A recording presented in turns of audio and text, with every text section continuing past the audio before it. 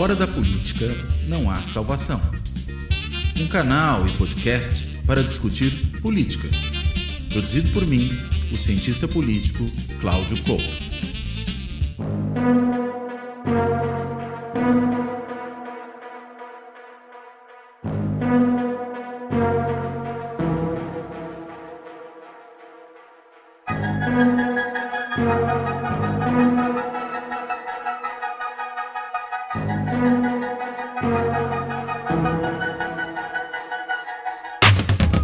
Olá! Este Fora da Política Não Há Salvação vai tratar do 8 de janeiro, né? Mas não só do 8 de janeiro, que é ainda um fenômeno que a gente precisa entender, um episódio que a gente precisa entender com maior clareza, tanto do ponto de vista do seu significado imediato, como daquilo que levou a ele, mas também do ponto de vista daquilo que ficou depois dele. O que produziu o 8 de janeiro na política brasileira depois da sua ocorrência?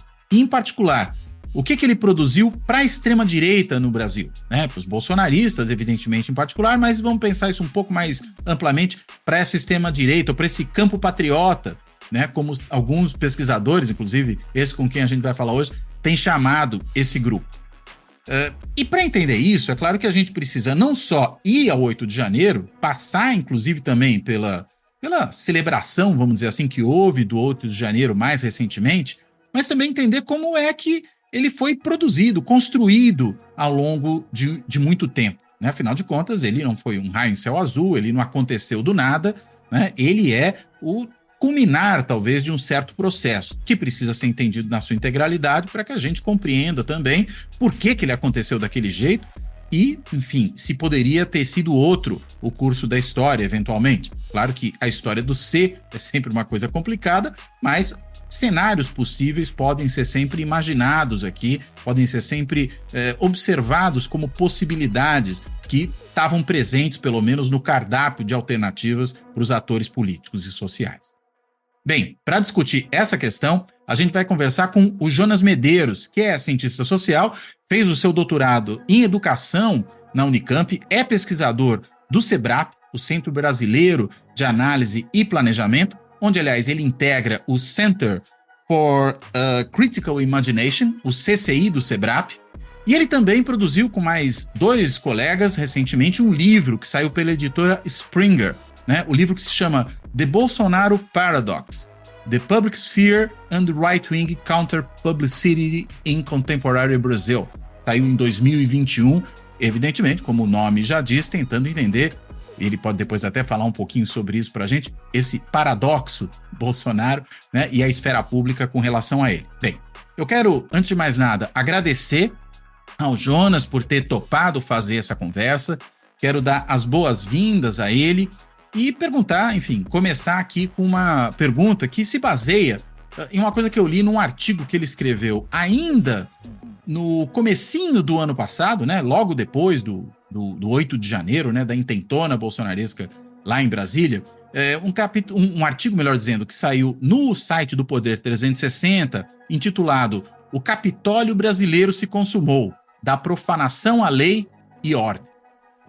Eu vou pedir para ele falar de uma coisa, explicar, e aí claro que ele pode, né, fazer todo o percurso para poder chegar nesse ponto, que eu talvez esteja me avançando aqui, me adiantando por uma questão imediata ali do momento.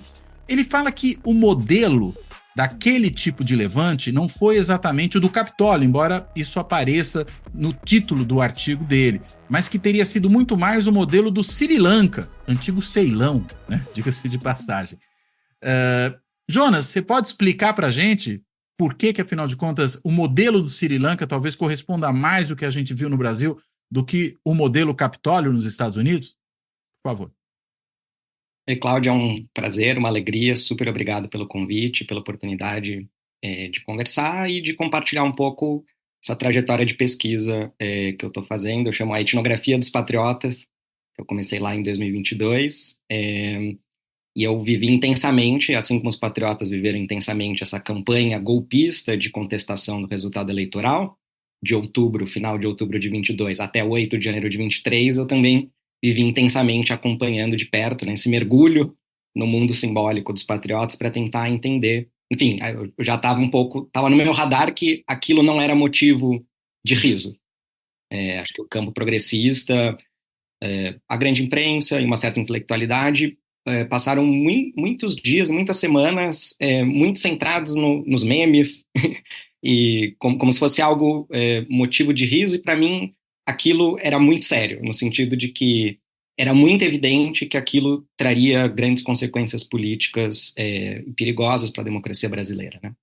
Então, eu vou começar falando sobre o Sri Lanka, um pouco compartilhando também o processo etnográfico da minha pesquisa, né? Então, eu basicamente acompanhei os patriotas por um perfil no Facebook.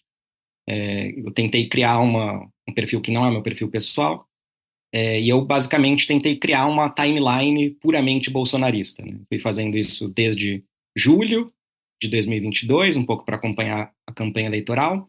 Não rendeu muitos resultados no decorrer do processo eleitoral. Depois eu percebi que isso também tinha a ver com uma escolha que eu fiz de seguir páginas muito oficiais, então da família Bolsonaro, de políticos profissionais que eram candidatos pelo PL. Também tinha alguns perfis que eram da Aliança pelo Brasil, aquela tentativa de criação do partido pela família Bolsonaro, algumas mídias conservadoras, e aquilo não estava rendendo muito, mas quando chega no 30 de outubro, no domingo, que o resultado da vitória eleitoral do Lula, eu volto para casa de noite, entro nesse perfil e começa a pulular o início da campanha golpista, que era justamente os bloqueios de rodovias por caminhoneiros, por bolsonaristas, por patriotas, contestando o resultado da eleição. Acompanhei isso, e depois eu posso voltar um pouco com mais detalhes, com as coisas que eu encontrei ali. Quando chega o 1º de janeiro, eu acompanhei a posse do Lula não pela grande imprensa, pela grande mídia, mas por lives de jornalistas, influenciadores patriotas, né? Tava com um olho ali no canal de notícias e outro no meu Facebook acompanhando. E o grau de melancolia era muito grande. A expectativa dos patriotas era basicamente que a posse do Lula ia ser impedida pela intervenção militar. Então, quando acontece a posse do Lula, né, eles diziam o ladrão não sobe a rampa. Sim. Quando o Lula sobe a rampa, a melancolia se instaura e eu, enfim, estava acompanhando e ali parecia que a campanha tinha acabado, né? No domingo, dia 8 de manhã, eu entro nesse perfil de Facebook e eu acompanho uma live de 2 patriotas que estão conversando. Olha, a gente tem que seguir o caso do Sri Lanka. É isso que a gente tem que fazer. Foi a primeira vez, isso deve ter sido 11, 12 horas, 11 da manhã, meio-dia, do dia 8 de janeiro, e eu falo assim, bom, isso aqui é inédito, isso aqui não tinha aparecido até então. Fui até, na verdade, bom, o que é mesmo que aconteceu no Sri Lanka, né? Para quem está nos acompanhando aqui e não tem tanta clareza, né? Alguns meses antes, em meados de 2022, uma revolta popular se instaura no Sri Lanka, uma parte considerável da população invade o Palácio Presidencial, o presidente foge do país, e tem cenas, vídeos, fotos das pessoas se deliciando na piscina do Palácio Presidencial, e o povo ocupa o espaço de poder e faz com que o presidente fuja do país, e isso desestabiliza o regime no Sri Lanka. Isso para mim era inédito. Eu fui almoçar com isso na cabeça, mas tem algo de novo aqui que está acontecendo que não estava exatamente no meu radar. E basicamente depois, a partir de umas 2 da tarde, eu passei o dia inteiro acompanhando uma live de diferentes influenciadores, jornalistas patriotas, bolsonaristas, desde a saída do QG do Exército, passando ali pelo estádio Mané Garrincha, pela esplanada dos ministérios, em direção à Praça dos Três Poderes, né? E aí, retrospectivamente, eu fiz buscas sobre Sri Lanka e percebi que isso estava pululando nos dias anteriores. 3, 4, 5, 6 de janeiro. Então, o Sri Lanka apareceu como esse paradigma de ação direta. Então, E após a posse, né? E após a posse, exatamente. Eu não detectei o paradigma Sri Lanka antes disso. Porque, basicamente, enfim, a gente tem que entender o que aconteceu depois da posse como um esgotamento das apostas e das esperanças que os patriotas depositaram na ação das Forças Armadas. Vou também depois vai ficar um pouco mais claro, mas eu costumo dizer que o 8 de janeiro, ele não é o ápice do intervencionismo militar, ele é o ocaso de uma hegemonia que o intervencionismo militar conseguiu produzir entre 30 de outubro de 22 e o 8 de janeiro. Então, esse período, 1 ao 8 de janeiro, é uma situação de deterioração dessa hegemonia e dessa confiança de que as Forças Armadas iam resolver, iam salvar o país, né? Se você me permite, inclusive, Sim. uma brincadeira com o nome do seu canal, é exatamente isso que os bolsonaristas, que os patriotas estavam buscando, uma salvação fora da política, né? De um lado, Fora das Forças Armadas não há salvação, eles acreditam. não há salvação. E é um pouco, justamente, a gente vai chegar no ponto que é 1 ano depois do 8 de janeiro, isso sintetiza um pouco a encruzilhada que a extrema-direita se encontra hoje. Aliás, me permita só uma coisa, para precisar uma ideia que você colocou aqui. Quando você fala em o caso do intervencionismo, você está se referindo ao intervencionismo na cabeça dos bolsonaristas, né? Ou seja, o intervencionismo como o que eles enxergavam sendo a saída para o problema que eles enxergavam também. Perfeito. Então, isso, ótimo, porque isso é uma chave que permite a gente a contextualizar o ponto de chegada do 8 de janeiro, o ponto de chegada a Sri Lanka como paradigma, né? Então, historicizar o intervencionismo militar, né? É que desculpa, a minha chatice aqui, eu só estou falando isso porque às vezes a gente fala em intervencionismo militar, pensa numa coisa que está na cabeça dos militares. Sim. E não no caso dessa militância bolsonarista, né? Exato. É perfeito, a sua colocação é perfeita porque é a hegemonia do intervencionismo militar no campo bolsonarista, no campo reacionário. Perfeito. E essa hegemonia, ela não ela também é contingente, imutável.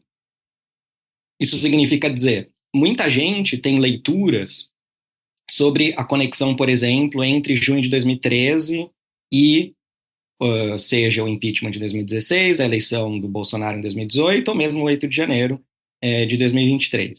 Se a gente for pensar, né, vamos historicizar o lugar dos intervencionistas militares na ocupação das ruas a partir de 2013. Os intervencionistas militares estavam nas ruas desde 2013. Porém, sempre de forma absolutamente minoritária. Eles eram minoritários em 2013, eles eram minoritários em 2014. 2014 tem 3 pequenos atos que são o ponto de partida da campanha pró-impeachment da Dilma Rousseff. São atos pequenos, 2 em novembro, 1 em dezembro, se eu não me engano. Tem, inclusive, um mal-estar que o Revoltados Online, que na época era um dos protagonistas dessa organização, tinha uma retórica bastante intervencionista militar. E isso causava mal-estar, por exemplo, com o MBL e com o Vem Pra Rua. E o Revoltados Online faz uma repaginação dessa retórica a partir de 2015 e 2016, porque massifica e ganha uma legitimidade muito maior, e eles abandonam o intervencionismo militar. Então, nem sequer esse pequeno momento que um dos grandes protagonistas da campanha para impeachment da Dilma, o intervencionismo também não é estruturante. Então, o intervencionismo não é estruturante em 2013, 14, 15, 16.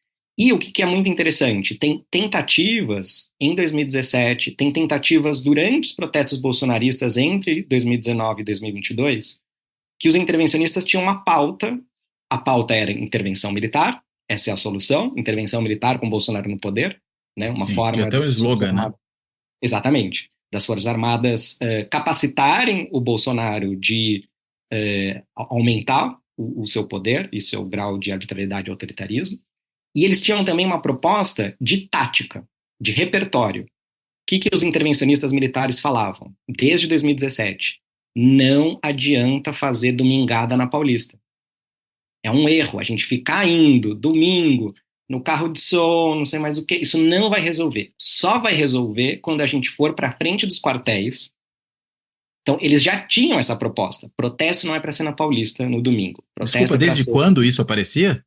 Desde 2017, com certeza, que eu tenho... pelo menos, né, então? Pelo menos 2017. E nunca pegou. Essa proposta de virada tática nunca fez sentido para a direita e para a extrema-direita, para esses manifestantes que participavam das domingadas. Sempre foi uma tentativa fracassada de inovação. Vou fazer aqui um parênteses, justamente também para fazer um pouco a inserção desse conceito da sociologia dos movimentos sociais de movimento madrugador. O movimento madrugador costuma ser esse movimento que antecipa a pauta e a tática. Se a gente for pensar, por exemplo, no movimento Passe Livre em 2013, vários sociólogos dos movimentos sociais defendem que o MPL foi um movimento madrugador e tem movimentos posteriores, movimentos derivados que incorporam e adensam esse ciclo de protestos, né? Os intervencionistas militares estavam batendo nessa tecla. E ela não fazia sentido. Ela só passou a fazer sentido a partir do momento que o Lula ganhou a eleição. Então, os intervencionistas militares não eram hegemônicos nem sequer nos atos de 7 de setembro de 2021 e de 2022. Esses dois atos, no 7 de setembro, de 21 e 22, eu também fui fazer observação, também tem artigos no Poder 360 sobre esses dois protestos. Tem uma distinção que eu faço, que é o protesto de 2021 foi muito massivo. Foi uma das poucas vezes que eu fiz a observação no protesto da Paulista e eu tinha dificuldade de andar entre os manifestantes. Eu tive que ir para Alameda Santos, para as paralelas, para baixo da Paulista, para poder chegar do outro lado. Isso só aconteceu nos protestos de março de 2015 e de março de 2016, foram os protestos mais massivos da campanha para impeachment. 7 de setembro de 2021 foi muito grande.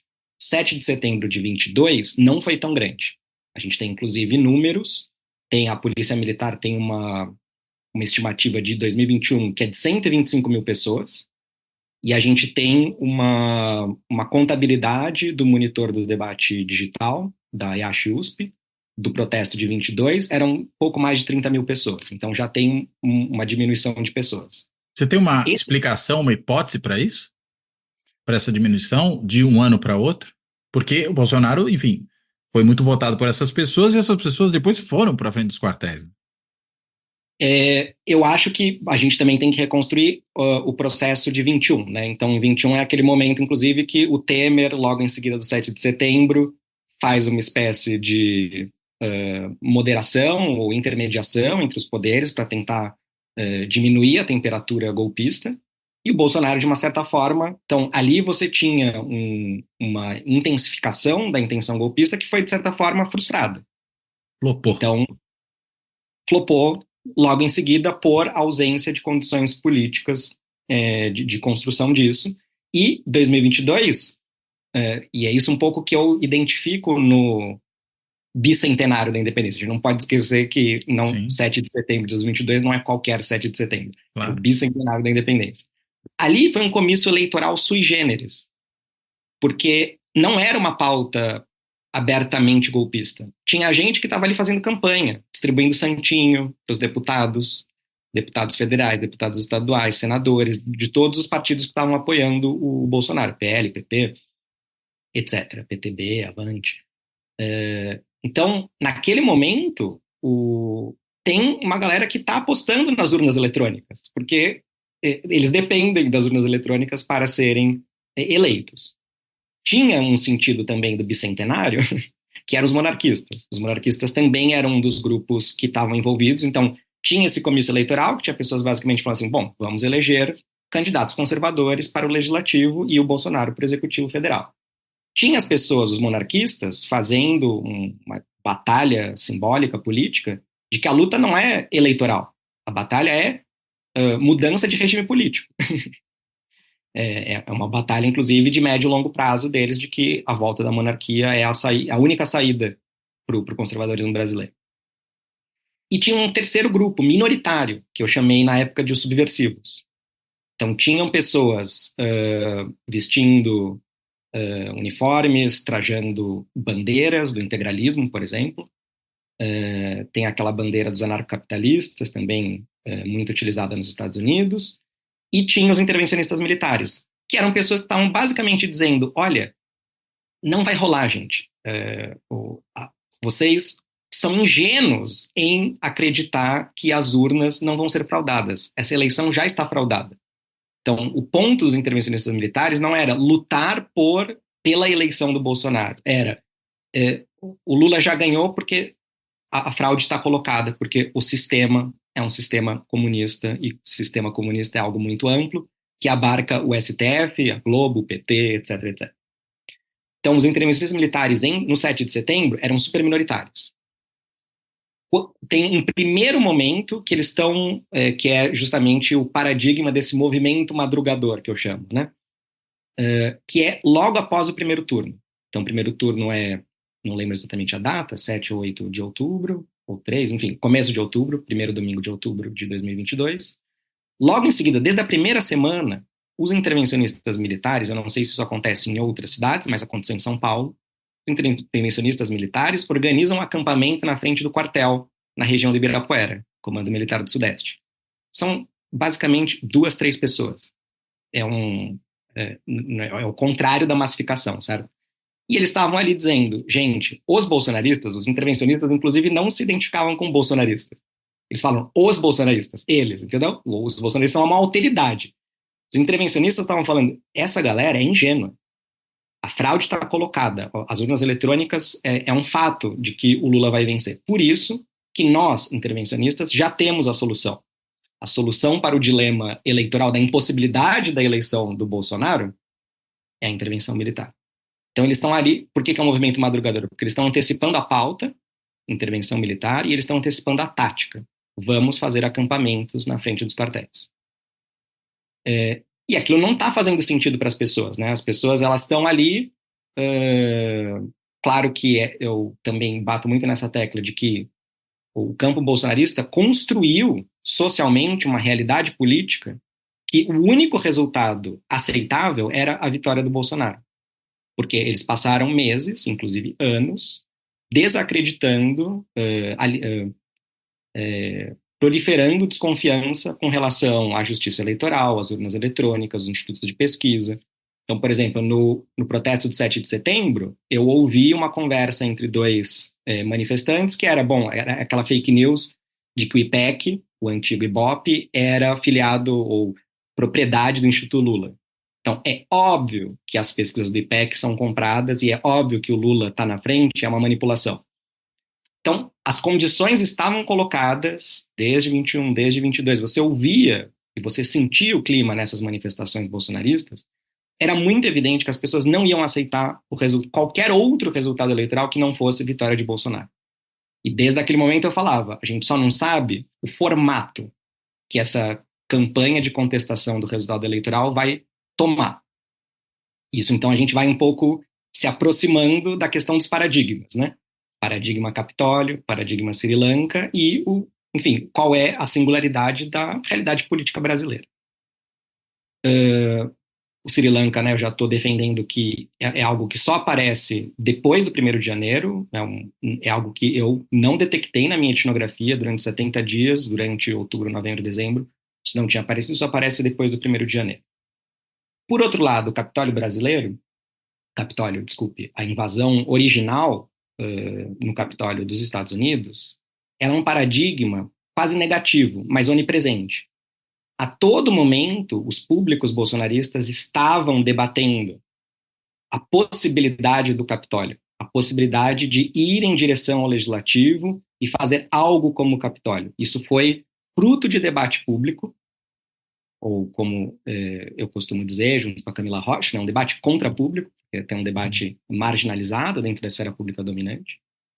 E isso demonstra, inclusive, divergências e reflexividade e agência no campo bolsonarista. As pessoas, elas não estão seguindo de cima para baixo um plano que o Carlos Bolsonaro colocou em ordem e basicamente coloca isso em direção para as pessoas comprarem e fazerem. Elas não são manipuladas, elas estão inclusive divergindo.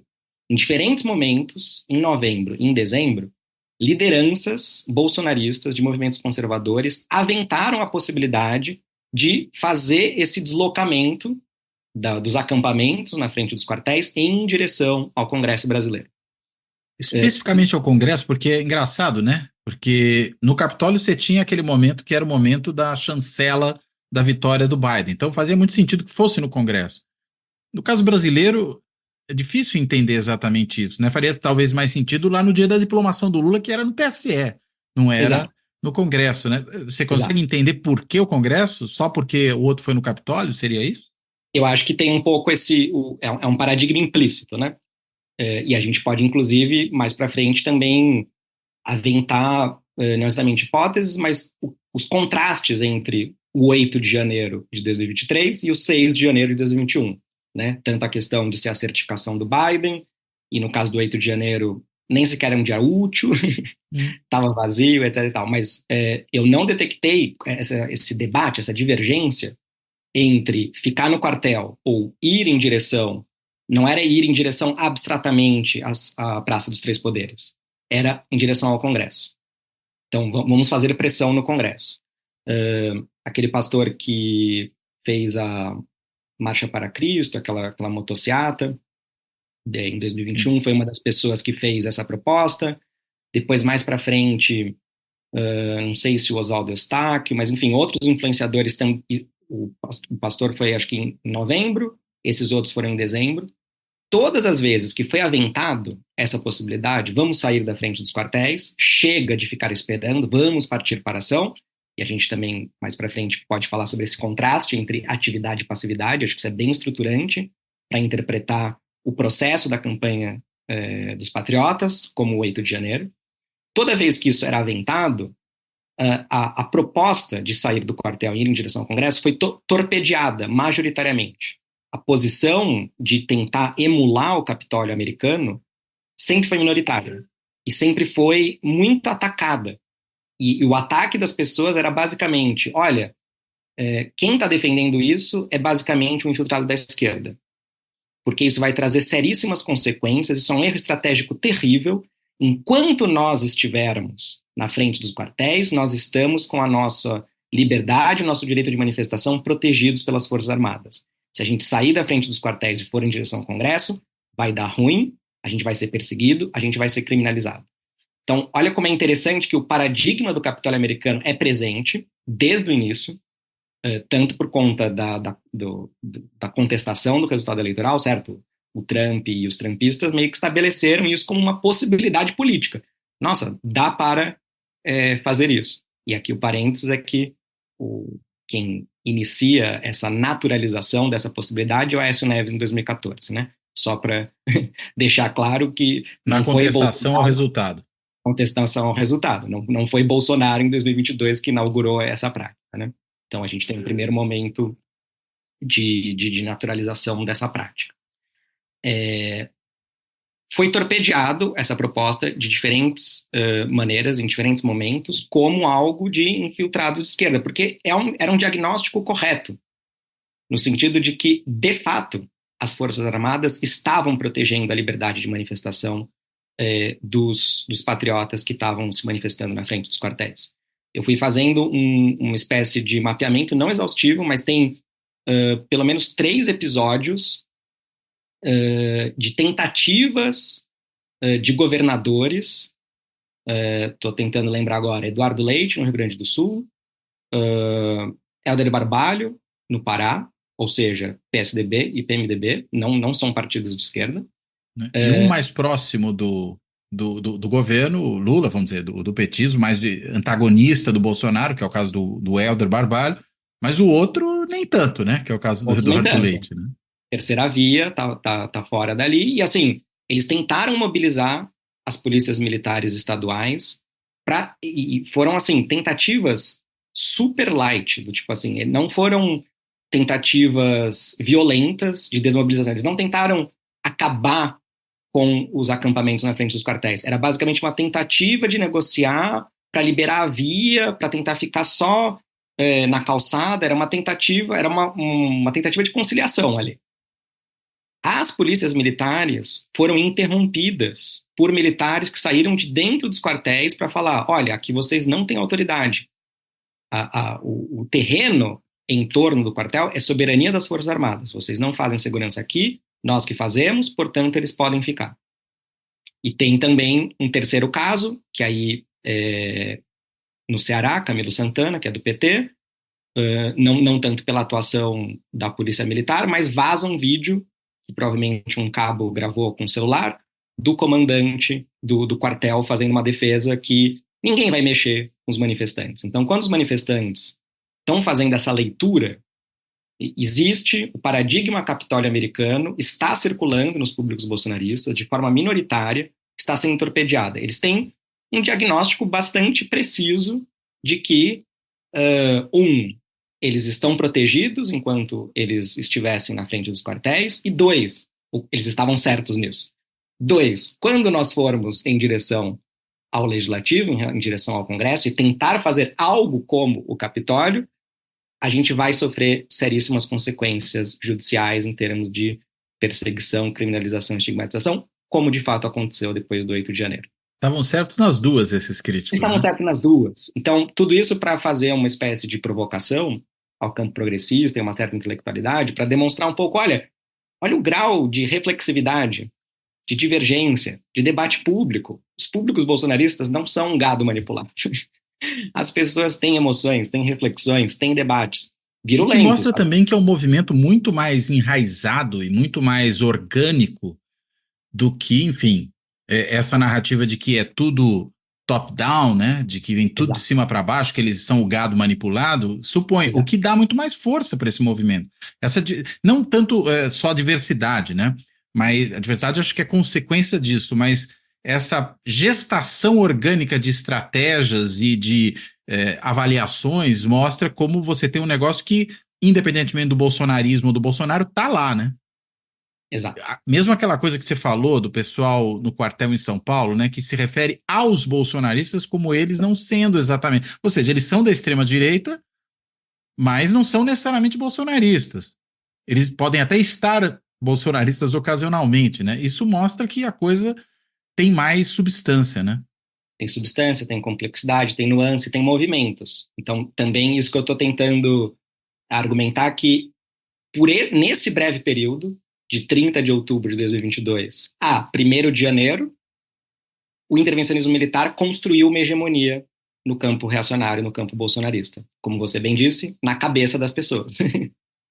E isso é uma singularidade brasileira, né? Então, eu tava dizendo, parecia bastante evidente que as pessoas não iam aceitar o resultado das eleições, a gente só não sabia o formato que essa campanha de contestação ia ocorrer no caso do Brasil. Isso tem a ver, a força também do intervencionismo militar tem a ver com o lugar das Forças Armadas na história política brasileira. Então, eu fui fazer observação na frente do Comando Militar do Sudeste 4 vezes, num ato. O núcleo da minha pesquisa foi uma etnografia virtual no Facebook, mas eu tive essas 4 incursões lá no Comando Militar do Sudeste. Que fica No onde ato. mesmo? Fica na região do Ibirapuera. É o mesmo lugar onde fica o quartel do Segundo Exército. O Comando Militar do Exato. Sudeste também é ali, né? Os Exato. O dois são Comando ali, Militar né? do Sudeste exatamente. Ali do lado da Lesp e do lado meio entre a Lesp e o Parque Ibirapuera. E aí, eu fui fazer observação no ato de finados, em 2 de novembro, depois no ato da proclamação da República, do 15 de novembro, e depois mais 2 vezes em dezembro, agora não estou lembrando exatamente as datas. O ato do 15 de novembro é bem interessante por conta da proclamação da República. A proclamação da República, não podemos esquecer, foi uma intervenção militar. E quase todas as mudanças de regime político na história política brasileira se deram por intervenções militares. A Revolução de 1930, o golpe do Estado Novo, o fim do Estado Novo, o golpe militar de 1964, são basicamente intervenções militares. Então, também não é totalmente insano, ou totalmente louco, ou totalmente irracional que os patriotas considerem que as Forças Armadas são um ator político legítimo para buscar salvação fora da política institucional democrática, certo? Não é totalmente fora da casinha. E, de outro lado, isso se encontra, de uma certa forma, com um projeto político da geração do general Eduardo Vilas Boas e de diversos outros generais de 4 estrelas que chegaram a esse lugar de proeminência no alto comando do Exército, a começar por Augusto Heleno e diversos outros, inclusive Hamilton Mourão, etc, etc. Então, você também tem uma construção ou uma reconstrução da legitimidade do lugar público e político das Forças Armadas no Brasil contemporâneo.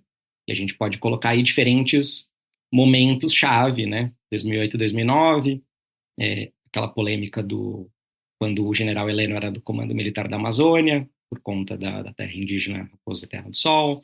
Depois também tem aquele afastamento da Milton Mourão. Depois, enfim, toda a construção durante a década de 2010 que precede o governo Bolsonaro. Então, as pessoas também estão vendo que as Forças Armadas estão retomando o seu lugar político na história brasileira recente.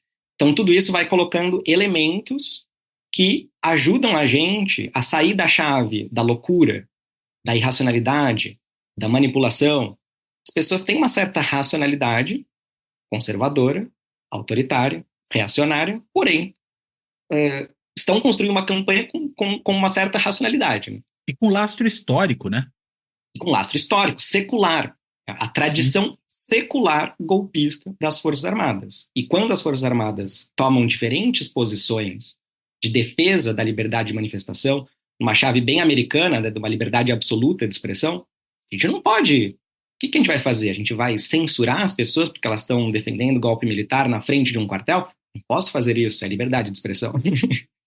Eles estão também, de certa forma, alimentando, ou no mínimo eles não estão deixando de alimentar, né? Pela omissão também é uma forma de alimentar a esperança na intervenção militar como uma forma de salvar o Brasil da fraude eleitoral, num sentido bem minimalista, ou maximalista do comunismo. Né? Então a vitória do Lula também foi lida como a implementação do comunismo e, portanto, isso também ajuda a gente a entender, isso foi ficando para mim bem claro desde o início da etnografia virtual, ali por novembro, que as referências ao golpe de 64 começaram a ser cada vez mais recorrentes. E começaram a surgir, inclusive, manifestantes idosos que iam nos carros de som na frente dos quartéis contar de como eles, na juventude, foram às ruas em 61, em 63 e em 64 para clamar por uma intervenção militar. Então também foi se criando esse paralelismo entre as pessoas ocupando as ruas para exigir golpe militar antes de 64 e o que eles estavam vivendo em 2022. Tudo isso vai dando um pouco elementos para a gente entender os diferentes paradigmas, né? O Capitólio americano como um paradigma mais negativo do que positivo. De outro lado, o paradigma, como você bem falou, de lastro histórico, secular da força golpista, do Exército, da Marinha e da Aeronáutica.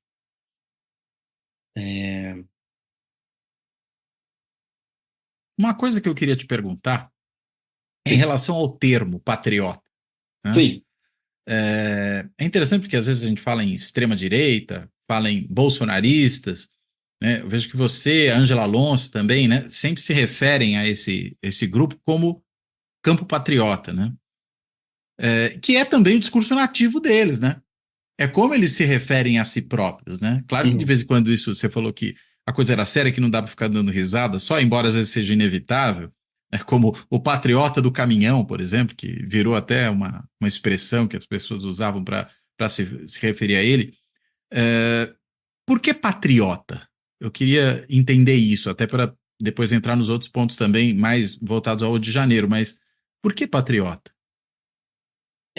Antes de responder ao patriota, eu vou fazer um breve parênteses, que na mesma chave da risada em torno do patriota do caminhão, também tem a risada em torno da intervenção extraterrestre.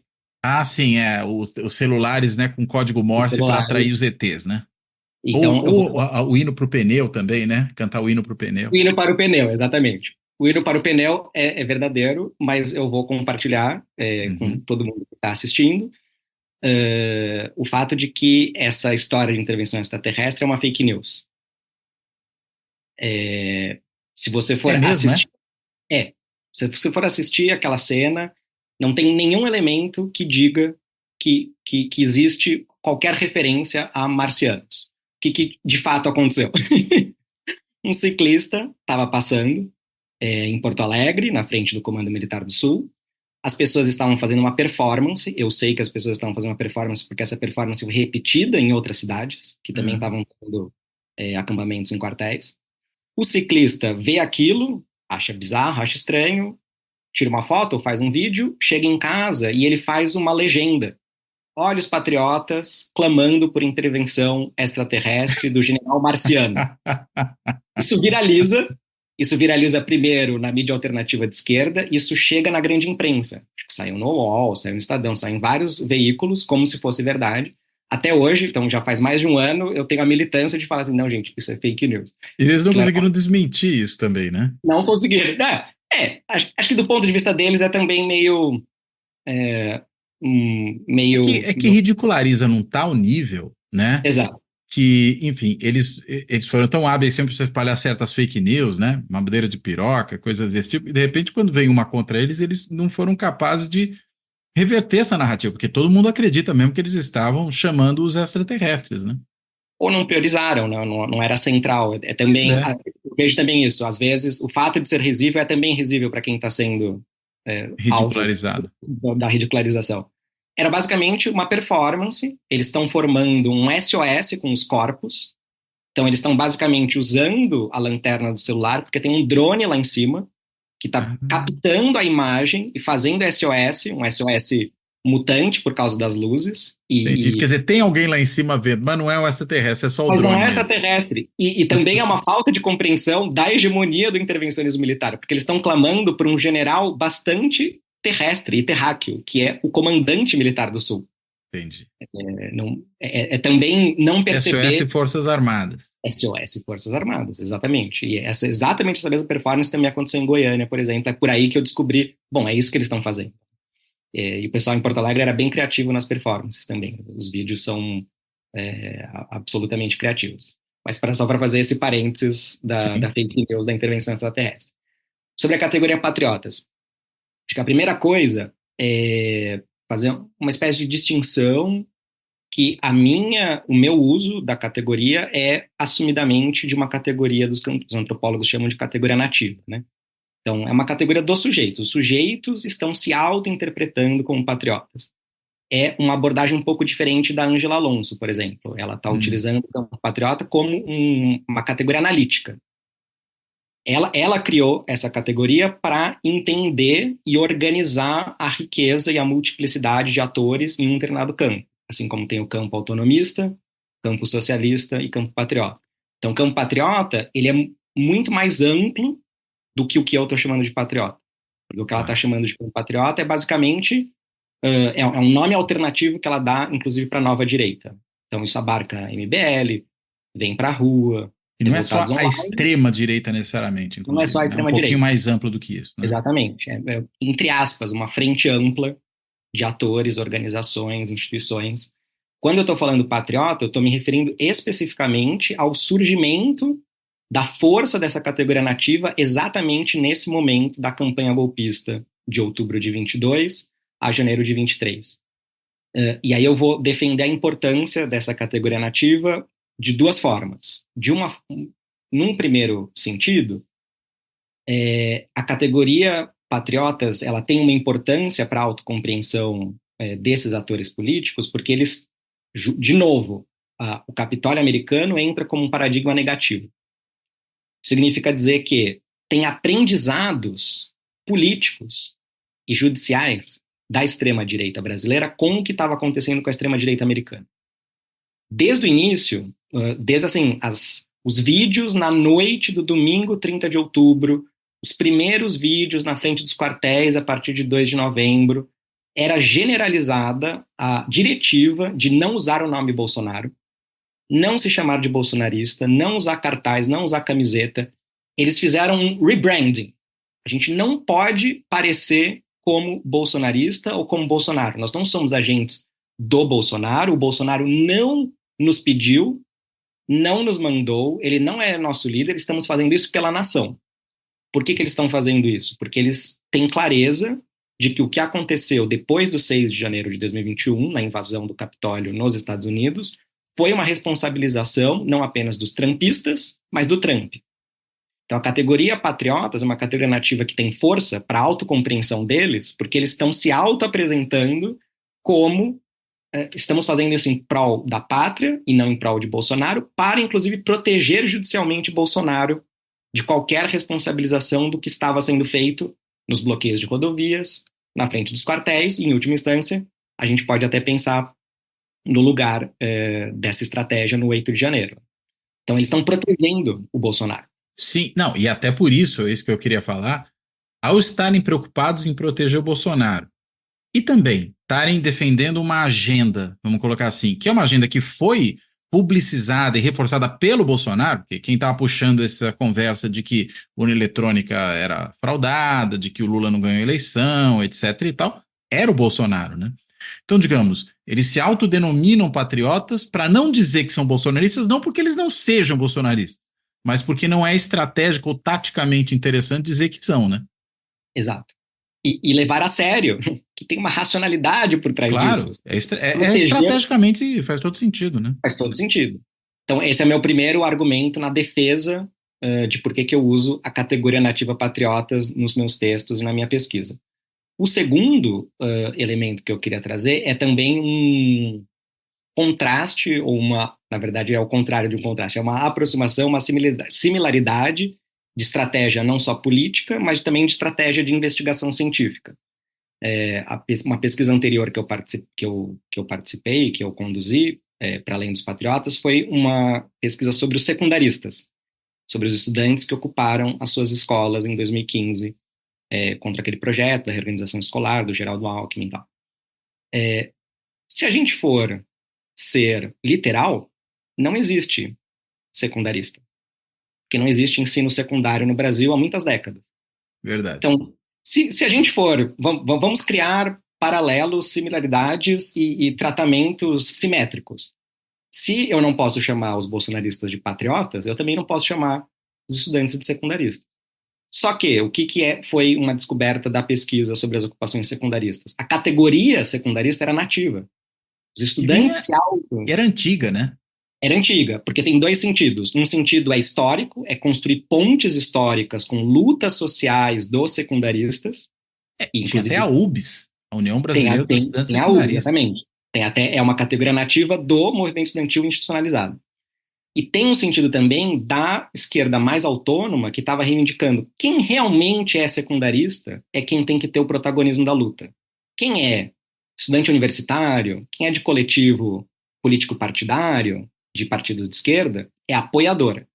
Então a identidade coletiva secundarista também está fazendo um pouco essa cisão entre quem tem que ter o protagonismo tem que ser estudantil, tem que estar na mão dos estudantes, quem é secundarista, e não de quem é apoiador.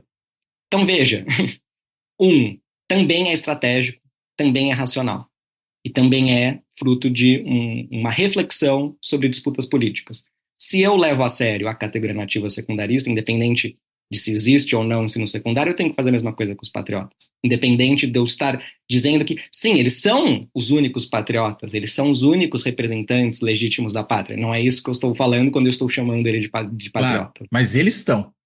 Eles estão, óbvio, evidente, porque aí tem toda uma reflexão, inclusive, sobre o que significa ser patriota, ser brasileiro, que está tudo conectado, né? Tem a ver com ser cristão, ser conservador e valorizar e positivar essa tradição golpista secular das Forças Armadas. Isso é muito interessante. Agora, uma outra coisa interessante, agora indo um pouco mais para. Quer dizer, uma parte, isso está lá no 8 de janeiro, mas isso você mesmo aponta no seu texto mais recente, o da Piauí, que isso também aparece depois. Que essa mistura entre, vamos dizer, esse patriotismo, esse apelo aos militares e uma religiosidade. Né? Ou, deixa eu até pegar uns termos aqui, né? Que existem povo, Deus e as Forças Armadas. Né? O povo são os patriotas, Deus é Deus, né? É o transcendente, é o divino. E as Forças Armadas são aqueles que nos deixaram na mão, de alguma forma, né? Mas que, enfim, isso só depois do 8 de janeiro. Antes eles estavam sendo conclamados, e até se fala que no 8 de janeiro, enfim, há alguns relatos que vão nessa direção, eles estavam, acho que até você aponta, se me corrija se eu estiver agora me traindo pela memória, que eles planejam, não, a gente vai entrar e as Forças Armadas virão. Exato. Última chance. Exato. Né? Você pode falar um pouco dessas três ideias, né? Do povo, de Deus e das Forças Armadas, e claro, e aí você pode, o divino, né? A vontade divina, enfim, tudo isso que está, de alguma forma, relacionado. Moisés, né? Dentro do Senado, embora ali não fosse bem Moisés, mas tentava ser Moisés, enfim. Isso é muito interessante, isso é uma das coisas mais importantes de achados da pesquisa, que é um pouco essa fusão entre duas matrizes. De um lado, uma vertente muito específica do cristianismo, e de outro lado, essa matriz do intervencionismo militar. Então, para mim, ficou muito claro desde as primeiras observações na frente dos quartéis e mesmo na etnografia virtual, quando os patriotas estavam defendendo a intervenção militar, ela sempre foi também uma intervenção divina. Ela era metade política, metade religiosa, ela era metade imanente e ela era metade transcendente. Ela dependia das Forças Armadas, mas dependia de Deus. E Deus estava agindo pelas Forças Armadas e as Forças Armadas estavam agindo em nome de Deus. Então, concorda, isso é uma fusão muito poderosa. Porque da mesma forma como o campo progressista diversas vezes fala, às vezes mais a sério do que não a sério, de que estamos do lado certo da história, os patriotas também estão dizendo basicamente isso, né? Nós estamos do lado certo da história porque Deus está conosco e Deus vai efetivar a sua vontade na intervenção militar. E se me permite, uma Sim. guerra espiritual.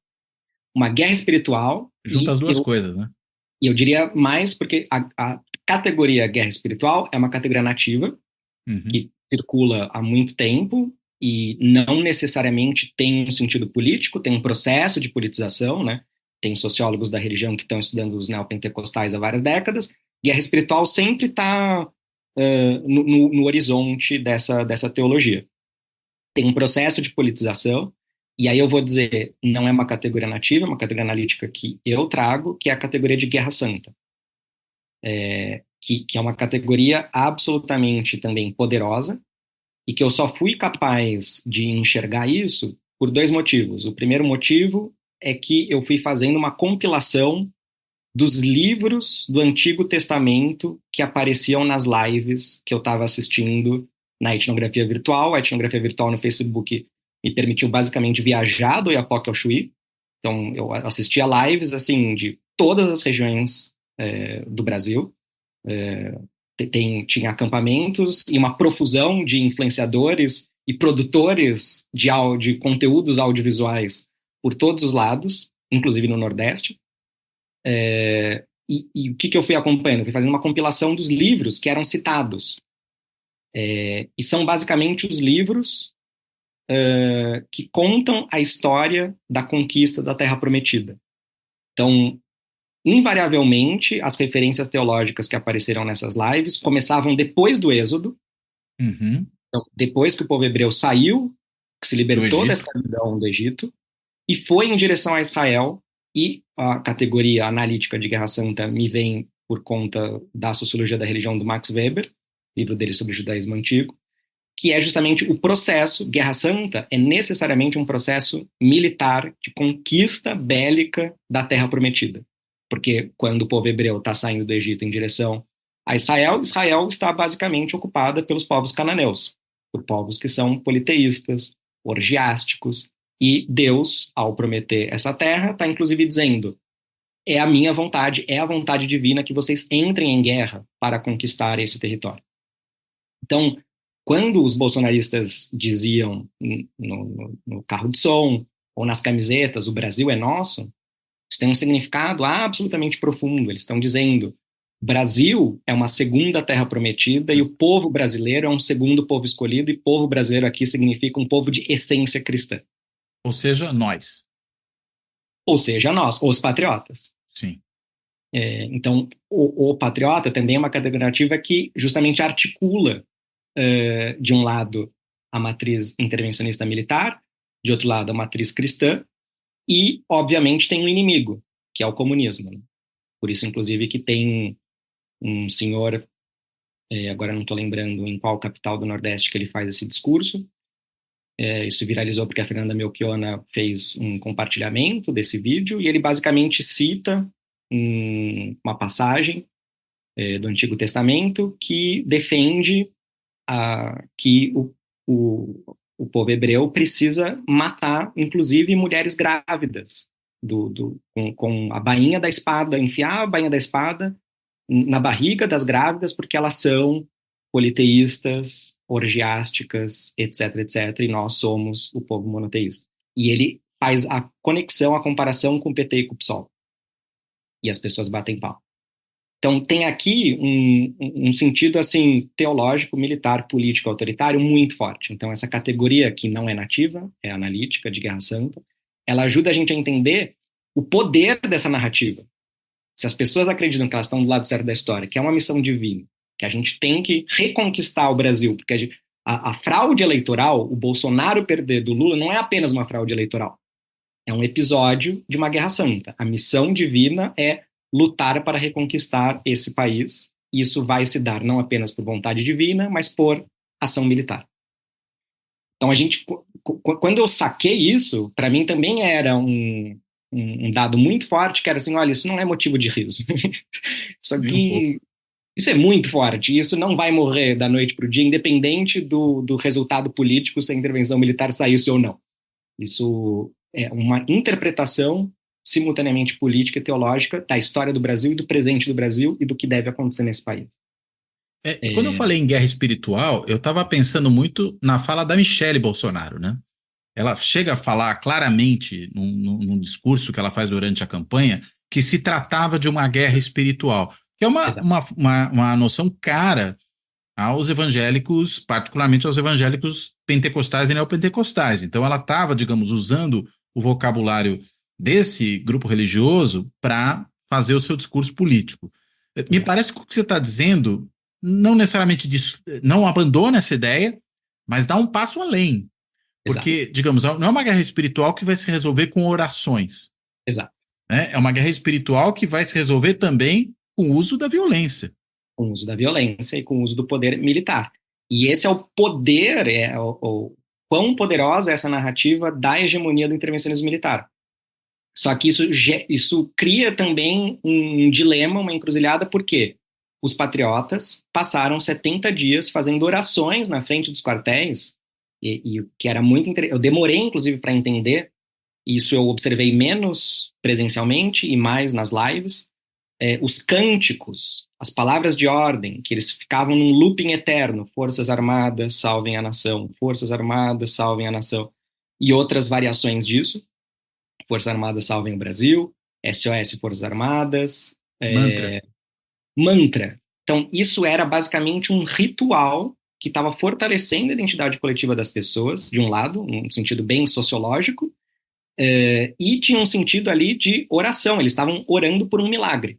A intervenção militar era um milagre, isso também é um outro exemplo super interessante de fusão entre cristianismo e militarismo, que quando chega o 24 de dezembro, os patriotas, eles chegam numa situação que, inclusive, eles fazem ceias de Natal na frente dos quartéis, porque, né, como que eles fazem para conciliar a véspera do Natal com o fato de que eles têm que manter aquele acampamento, e começam a viralizar memes de papais noéis vestidos de farda militar. E basicamente o que as pessoas estavam Papai rezando Noel era pode ser vermelho, né? não podia ser vermelho, ele era Exato. todo trajado verde-oliva. Eu já tinha ouvido falar dos gremistas no sul que não usa, que tem Papai Noel de azul. Agora, Papai Noel de verde oliva eu não conhecia ainda. Verde-oliva, e tem memes, mas também tem um rapaz que se traja na frente do QG de Brasília, de verdade, e eles estão basicamente orando pela intervenção militar como um milagre de Natal, como um presente de Natal que eles achavam que ia chegar.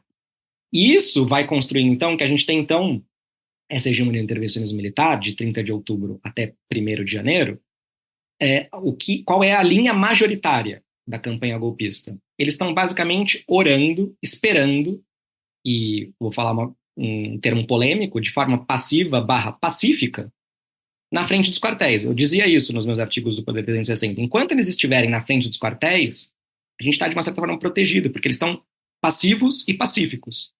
Só que, em algum momento, essa esperança, que é uma esperança, inclusive, messiânica, para usar um outro termo importante para a sociologia da religião e para a teologia, essa esperança messiânica, se a intervenção militar não vier, as pessoas vão ficar muito frustradas. O que vai acontecer quando essa frustração acontecer? Então, essa era a linha majoritária. Terceirizar a Guerra Santa para as Forças Armadas. Qual era a linha minoritária que já estava em circulação bem antes do 8 de janeiro? Em vez de terceirizar a Guerra Santa, fazer a Guerra Santa em primeira pessoa. Tomar a história com as próprias mãos, isso significa partir para a ação direta. Ao ponto de usar Vandré, né, como referência. O Geraldo Vandré, inclusive, aparece Quem sabe exatamente. faz a hora, não espera acontecer. Não espera acontecer. Tem um post que eles fazem uma reivindicação do Geraldo Vandré, justamente que é isso. Olha, e aí isso conecta com Sri Lanka. Que é, a gente passou 70 dias e eles são bem. Quem escreveu esses posts, eles são bem duros consigo mesmos, com o campo dos patriotas. Que é assim, basicamente, nós fomos bundões, nós passamos 70 dias orando, esperando passivamente. Chega, quem sabe faz a hora, não espera acontecer. A gente tem que ir e fazer a história. Eles já estavam fazendo isso de forma minoritária durante outubro, novembro e dezembro. Então, tem inúmeros casos, episódios de ação direta. Se a gente for pensar os bloqueios em rodovias, que é como a campanha dos patriotas começa, desde a noite do 30 de outubro, domingo do segundo turno. Isso é uma ação direta super radicalizada e que, inclusive, viraliza e massifica por conta da omissão das forças de segurança. Se fosse qualquer outro movimento social progressista, fazendo bloqueios de rodovias, isso jamais teria durado, a gente não precisa nem considerar dias, não duraria horas. A repressão, bomba de gás lacrimogênio, prisões, etc., aconteceu ali uma omissão que permitiu a massificação. E foi, inclusive, difícil para o judiciário fazer o enquadramento democrático das forças de segurança, que, olha, vocês não podem deixar esses protestos golpistas acontecerem. Então, a campanha dos patriotas começa com ação direta. Depois que isso se esgota, de uma certa forma, eles não conseguem massificar porque as forças de segurança são obrigadas a agir pelo judiciário, os quartéis viram a versão majoritária. Só que ficam pululando diferentes episódios de ação direta. Em novembro, principalmente a partir de 18 de novembro, que é uma data bem importante, porque eles tentam chamar uma greve geral. A diplomação? Não, a diplomação é 12 de dezembro. Ah, é 12 também, mas um mês depois, tá certo. Exato. Em 18 de novembro, eles tentam convocar uma greve geral protagonizada por aqueles empresários que estavam sendo enquadrados pelo Alexandre de Moraes, que era o pessoal que eles foram atrás das placas, dos caminhões, etc, Sim. etc. Então, Alexandre de Moraes faz uma tentativa de responsabilização. A reação deles é, não, a gente vai fazer uma greve geral, a gente vai parar o país, vai reeditar a greve dos caminhoneiros, e eles não conseguem viralizar e massificar os bloqueios de rodovias novamente. Os bloqueios são muito mais esparsos, só que acontecem principalmente em cidades do interior do sul, interior do centro-oeste, principalmente Mato Grosso, interior do norte, principalmente Pará.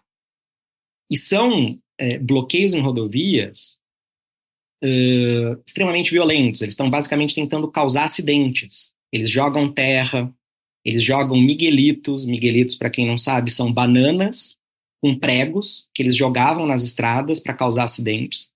Eles fazem um ataque, acho que em Rondônia, ao abastecimento de água de uma cidade. Então começam a acontecer ações diretas que inclusive estão deslizando para casos de violência política e que antecipam atentados terroristas. Isso acontece no 12 de dezembro, que aí sim é o dia da diplomação, que basicamente como que se fala isso? O ponto de partida da radicalização da ação direta nem sequer é a diplomação do Lula, é a prisão do Tserere Chavante, que é uma liderança indígena cristã, ele é convertido ao cristianismo, que o Alexandre de Moraes manda prender, porque ele fez uma ameaça de morte ao Lula.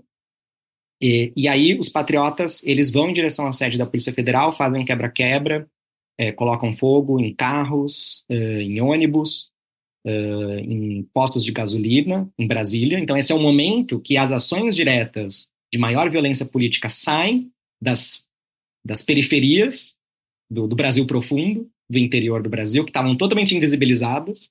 Alguns poucos lugares estavam atentos a isso, mas na grande imprensa isso não estava aparecendo. São coisas que estão acontecendo em novembro e antes do 2 de dezembro. 2 de dezembro aí é meio inevitável, porque Brasília é centro do poder. E tem o 24 de dezembro. A gente não pode esquecer que na véspera de Natal de 2022 aconteceu uma tentativa, um atentado terrorista que só não deu certo por um acaso da história, que o motorista do caminhão percebeu que tinha algo estranho no caminhão, um caminhão cheio de querosene, tinha um artefato explosivo. A polícia, inclusive, descobriu que o material emulsivo da explosão vinha de região de garimpo, então é uma transferência do know-how do garimpo ilegal em direção à violência política, ao terrorismo. Tudo isso estava acontecendo já antes do 8 de janeiro. Então, a corrente majoritária era terceirizar para as Forças Armadas. Se a gente ficar orando com muita força, com muita crença, com muita fé, as Forças Armadas vão agir e vão fazer intervenção militar e vão salvar o país da fraude eleitoral e do comunismo. Isso foi se esgotando. E o 1º de janeiro, a posse do Lula, é a explicitação desse esgotamento. Por isso que eu leio o 8 de janeiro como o ocaso dessa hegemonia do intervencionismo militar. É o momento que a intervenção tão esperada, tão aguardada, esse messianismo das Forças Armadas, não comparece. Não importou que eles passaram 70 dias orando com força e com fé. A intervenção militar não veio. E aí, claro, tem esse momento, não apenas da posse do Lula, mas a live do Bolsonaro, no dia 30 de dezembro, que é basicamente horas antes dele ir para a Flórida. E no 31 de dezembro tem o pronunciamento do Hamilton Mourão. E o pronunciamento do Mourão também é: gente, por favor, voltem para suas casas, saiam dos quartéis, não vai rolar intervenção militar. Num outro momento, não sei exatamente quanto tempo antes, não estou lembrando agora de cabeça. O anticlímax, né? Anticlímax total, exatamente. Sendo que, assim, a oração, o milagre, a unificação, a solidariedade, os vínculos que foram criados nos acampamentos, nos quartéis, é de um poder emocional e político gigantesco. Quando vem essa frustração, essa energia ela não vai se dissipar magicamente. Então, um setor minoritário faz a aposta na ação direta. 8 de janeiro, e, portanto, para voltar lá para a sua primeira pergunta, o paradigma do Sri Lanka surge nesse momento de esgotamento da terceirização. E por isso o Geraldo Vandré, né? Tá na nossa mão, né? Tá na nossa mão. Tem um outro cara que fala maravilhoso, um influenciador bolsonarista, que fala assim: gente, não é mais artigo 142, é artigo TBC, tira a bunda da cadeira. Eu pensei que ia ser Teatro Brasileiro de Comédia. Quando eu li o seu texto, eu vi TBC, eu falei, é o Teatro Brasileiro de Comédia. Não, mas pode Como ser. que ele vai justificar essa referência?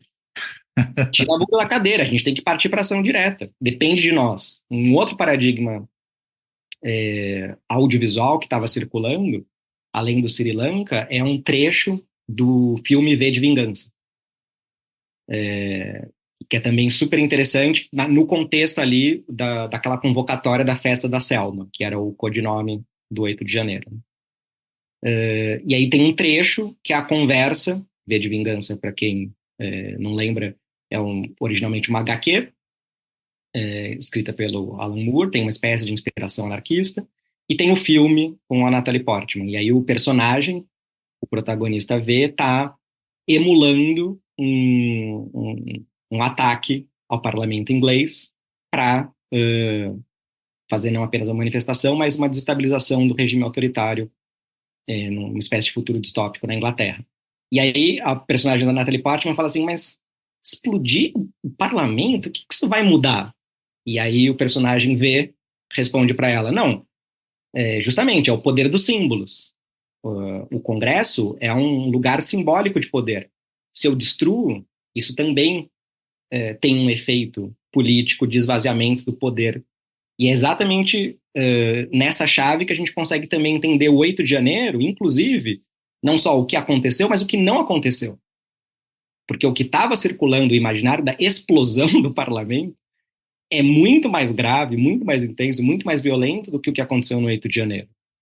Então a gente também pode interpretar o 8 de janeiro no espectro das ações coletivas possíveis. Quais eram as possibilidades que os patriotas tinham diante desse ocaso, do esgotamento, do intervencionismo militar? Eu acho que tem dois extremos e o 8 de janeiro está no meio do caminho. Então eles tinham know-how de explosão, de violência política. Isso estava acontecendo desde novembro, desde dezembro. Tem a tentativa do atentado terrorista na véspera de Natal. Justamente o know-how vem da explosão do garimpo. Eles poderiam ter explodido os espaços de poder. Qual é o outro extremo? Eles também tinham o paradigma dos acampamentos nos quartéis, que é um paradigma basicamente de ocupação. Eles poderiam ter ocupado e ter feito ação direta não violenta. qual teria sido o resultado político, ou qual teria sido o dilema político para o sistema político, para as forças de segurança, se eles tivessem feito um sit-in. Eles poderiam ter sentado... Entra e fica. Senta e fica. Eles não conseguiram entrar lá. Isso aí já é a omissão das forças de segurança. Não deviam ser entre 5 e 10 mil pessoas, não era um público massivo. Senta todo mundo nos 3 poderes. A ilegitimidade ia estar na repressão policial estatal, e não neles. Quando eles partem para a depredação, fica muito difícil de construir a legitimidade dessa ação direta na esfera pública. Um tiro no pé, né? Um tiro no pé, que era o que quem falava: se nós sairmos da frente dos quartéis e formos em direção ao legislativo, isso será um tiro no pé e vai ser o ponto de virada que a gente vai perder a nossa legitimidade e a gente vai ser criminalizado, perseguido. Exatamente como aconteceu a partir do 8 de janeiro. Foi uma mudança total. O 8 de janeiro muda completamente. O Alexandre de Moraes e o judiciário, até então, não tinham legitimidade nem efetividade para tomar ações de desmobilização dos quartéis, dos acampamentos na frente dos quartéis. Só a partir do 8 de janeiro que essa situação se altera, e não se altera automaticamente. O Alexandre de Moraes tem que tomar, às vezes, 2 decisões para forçar as forças de segurança a agirem no sentido de desmobilização. Então, o 8 de janeiro, ele é o esgotamento do intervencionismo militar, é o ocaso. Saíram as forças armadas daquele tripé, né? Exatamente. E aí o tripé, povo, Deus e exército. O exército, ele foi, inclusive, foi funcional para proteger uma outra forma de proteção do Bolsonaro, porque por que a intervenção militar não aconteceu? Foi culpa do Bolsonaro? Não, o Bolsonaro foi traído. E circulou nos públicos bolsonaristas uma lista dos generais que participavam do alto comando do exército que teriam vetado a intervenção militar. Os traidores. Os traidores, os melancias. Então, nesse momento, e aí também tem dados super interessantes, o número de seguidores nos perfis, nas redes sociais das Forças Armadas cresceram absurdamente em outubro, novembro e dezembro, e a partir do 1º de janeiro, e ainda mais depois do dia 8, os seguidores começaram a parar de seguir. Então, o número de seguidores decaiu justamente porque a ausência, a intervenção militar tão desejada, tão milagrosa que ia salvar o Brasil não veio, e isso, portanto, quebra o profundo vínculo de confiança que os patriotas tinham com as Forças Armadas. E esse é o ponto de partida para chegar no artigo da Piauí, que é: o tripé ficou manco porque ficou só povo e Deus. E se só tem povo e Deus, ou o povo volta a ocupar as ruas, e está difícil para o povo ocupar as ruas porque o 8 de janeiro vem com um peso de ilegitimidade, não só na esfera pública, mas também por conta das consequências judiciais, do protagonismo do STF, do Alexandre de Moraes. E, se não tem povo ocupando as ruas, só resta Deus. Então, a gente pode esperar que a justiça divina vai vir pelas mãos de Deus. Só que as mãos de Deus, durante a campanha do golpista dos patriotas, a mão de Deus era a mão das Forças Armadas. Se não tem mais essa efetividade política militar, resta basicamente esperar que Deus vai resolver. Um milagre. Um milagre. E, portanto, se o milagre não vem, a gente tem que aceitar isso como vontade divina. Então, isso cria... Ou então vão deixar de seguir a Deus também. Esse risco também, o que não vai acontecer. Acho que não vai acontecer, isso não vai. Mas, justamente, se só depende de Deus, não depende de mim. Se não depende de mim, por que eu vou fazer uma ação política, uma mobilização? É desmobilizador. Por isso que eu falo que o tripé virou um binarismo que se enfraquece mutuamente, porque se o povo não comparece, só resta Deus, se só resta Deus, não basta política. Embora alguém possa fazer a leitura, não, Deus age por meio do povo, então o povo deve agir também, né? Ou seja, não se acomode, né? Deus não vai fazer tudo por você. Isso faz sentido para também dentro, mesmo numa perspectiva cosmológica religiosa, né? Mas, ao mesmo tempo, não tem a força de mobilização que aquela categoria de Guerra Santa teve no período de outubro de 22 a janeiro de 23. Por causa da ausência das Forças Armadas. Por causa da ausência das Forças Armadas, e se a gente tem que... Então, isso aconteceu, né? Teve os protestos de 26 de novembro de 23 e de 10 de dezembro. Em 10 de dezembro, eu conto lá no artigo da Piauí que basicamente chega um pastor e ele fala assim, olha, clamo por misericórdia e peço a Deus que ele haja pelas mãos dos senadores indecisos. Então, os senadores indecisos vão ser os executores da vontade divina. No caso do Flávio Dino, né? De No não caso do Flávio aprová-lo, né? Dino, de não aprová-la na sabatina no Senado. E aí eu digo, isso é uma retórica, uma aposta retórica muito arriscada, porque a contabilidade que circulava na grande imprensa é que o Flávio Dino já tinha os votos necessários para ser indicado ao STF. Então, o que acontece no dia seguinte, no day after, que a justiça divina não agiu pelas mãos dos senadores indecisos? Isso cria um dilema que, bom, está nas mãos de Deus, mas Deus, por que Deus não impediu que Flávio Dino fosse indicado para o STF? De outro lado, apostar em Deus também é não apostar na ação política do próprio campo reacionário, dos bolsonaristas, dos patriotas. Então, por isso que fica fraco, né? Apostar totalmente em Deus é também desmobilizar, impedir, bloquear ou dificultar a organização de ações políticas que sejam efetivas para alcançar os objetivos da campanha, por exemplo, de impedir o Flávio Dino, como de fato não aconteceu. Então, dito isso, para onde vão esses patriotas, né? Essa extrema-direita vai para onde depois do 8 de janeiro e de tantas frustrações e ainda um monte de gente sendo presa? Exato. A gente teve aí algumas manifestações, né, ao longo do ano de 2023, você fala delas também, mas mostra que o número, né, vai diminuindo, né? Quer dizer, tem lá um repiquezinho no dia 28, né, ou 26 de novembro. de novembro, né? Aquele desagravo ao Cleitão? Lesão. Clezão, que é aquele sujeito que morreu na cadeia, e me parece que por um erro do Alexandre de Moraes, que afinal de contas o indivíduo tinha realmente problemas de saúde, devia ter tido autorizada a sua prisão domiciliar, isso não aconteceu, né? E aí criaram um mártir, né? Em boa medida, né? E movimentos de matriz religiosa também se servem muito de mártires, mas mesmo assim, né? Com um número menor do que aqueles que se via antes, né? E mesmo a manifestação que depois veio em dezembro já foi um pouco mais fria do que essa de novembro. Para onde que você entende que eles vão, hein? O que dá para perceber? Eu tenho que identificar algumas tendências, mas também sem querer atuar como profeta do Claro, futuro. claro, mas para onde está indo? Vamos colocar então no gerúndio isso, no Como presente. está indo, porque é justamente isso, é uma aposta Hum. metodológica que eu tenho há muitos anos de que, assim, observar os protestos permite a gente entender quais são os discursos que estão circulando, quais são os símbolos, quais são as emoções mais fortes, mais fracas. Isso permite entender de dentro qual é a potencialidade ou quais são os bloqueios para as mobilizações futuras, né? Então, tem um aspecto quantitativo. O aspecto quantitativo, eu também acho que ele não pode ser isolado de uma série histórica. Então, não é só uma questão de comparar novembro com dezembro do ano passado, né? É colocar na série histórica. Colocar na série histórica significa dizer, sim, a mobilização de pessoas está quantitativamente declinante. Se a gente for fazer uma comparação com mais de uma centena de milhares de pessoas no 7 de setembro de 2021, 125 mil é o número da PM, 30 mil pessoas no 7 de setembro de 2022, o bicentenário da independência. A gente também tem dados do monitor do debate político digital da EASH-USP, também para um ato na frente do quartel, no feriado de finados, 2 de novembro de 22, também basicamente 30 mil pessoas, é basicamente o mesmo público.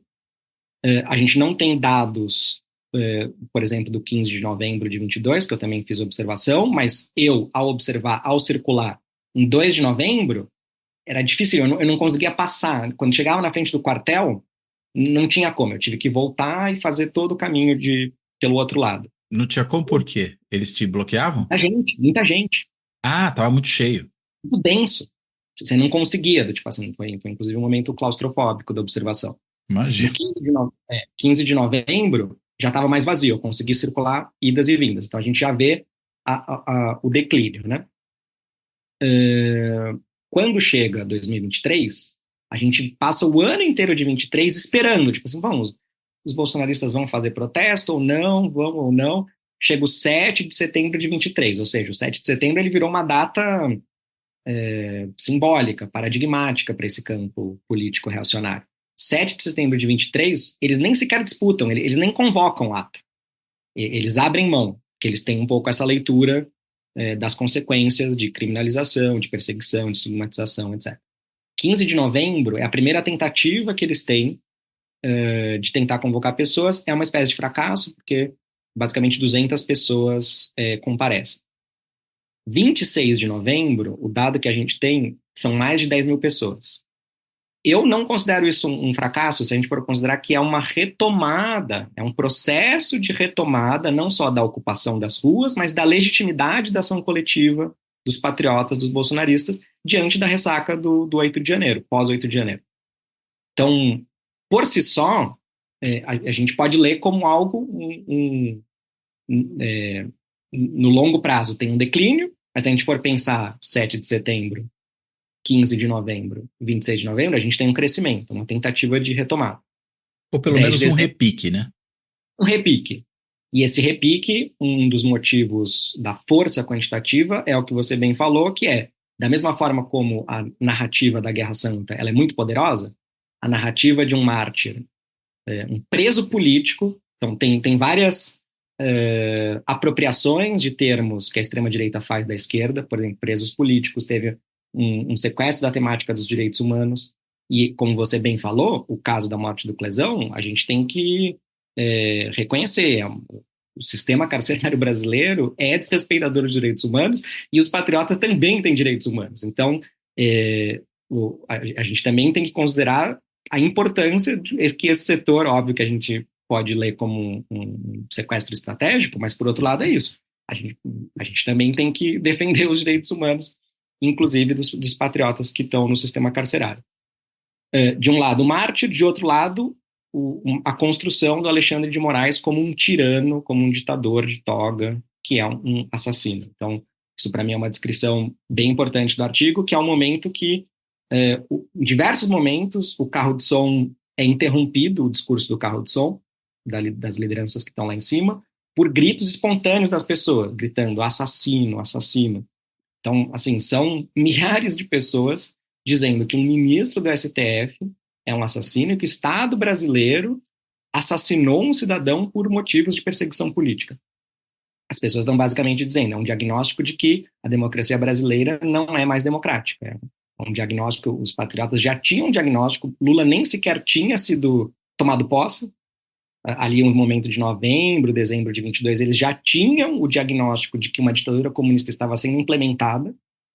Quando chega o 8 de janeiro e o pós-8 de janeiro, enfim, o que eles leem como uma aliança, uma aproximação política entre o governo Lula III e o STF, a leitura que eles têm é uma leitura de fechamento do regime. A gente também pode entender o diagnóstico da extrema-direita utilizando um paralelo como a esquerda lia o processo da ditadura militar, a diferença entre 64 e 68, por exemplo. Um processo de fechamento do regime.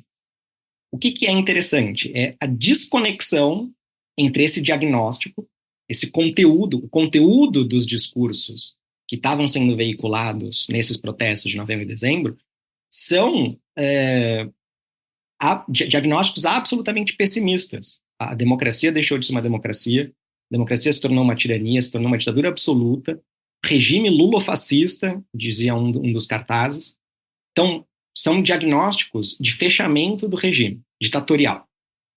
Porém, ou seja, isso é o conteúdo. Agora, qual é a forma que isso está sendo veiculado? E qual é a proposta de encaminhamento que as lideranças estão fazendo? E isso que eu acho um dos pontos mais importantes desse artigo que eu publiquei na Piauí, que foi a primeira vez, eu faço observação de protestos da direita desde 2015, desde a campanha pró-impeachment, depois os protestos durante o governo Bolsonaro, absolutamente todas as vezes existia uma dinâmica que era pluralidade de carros de som.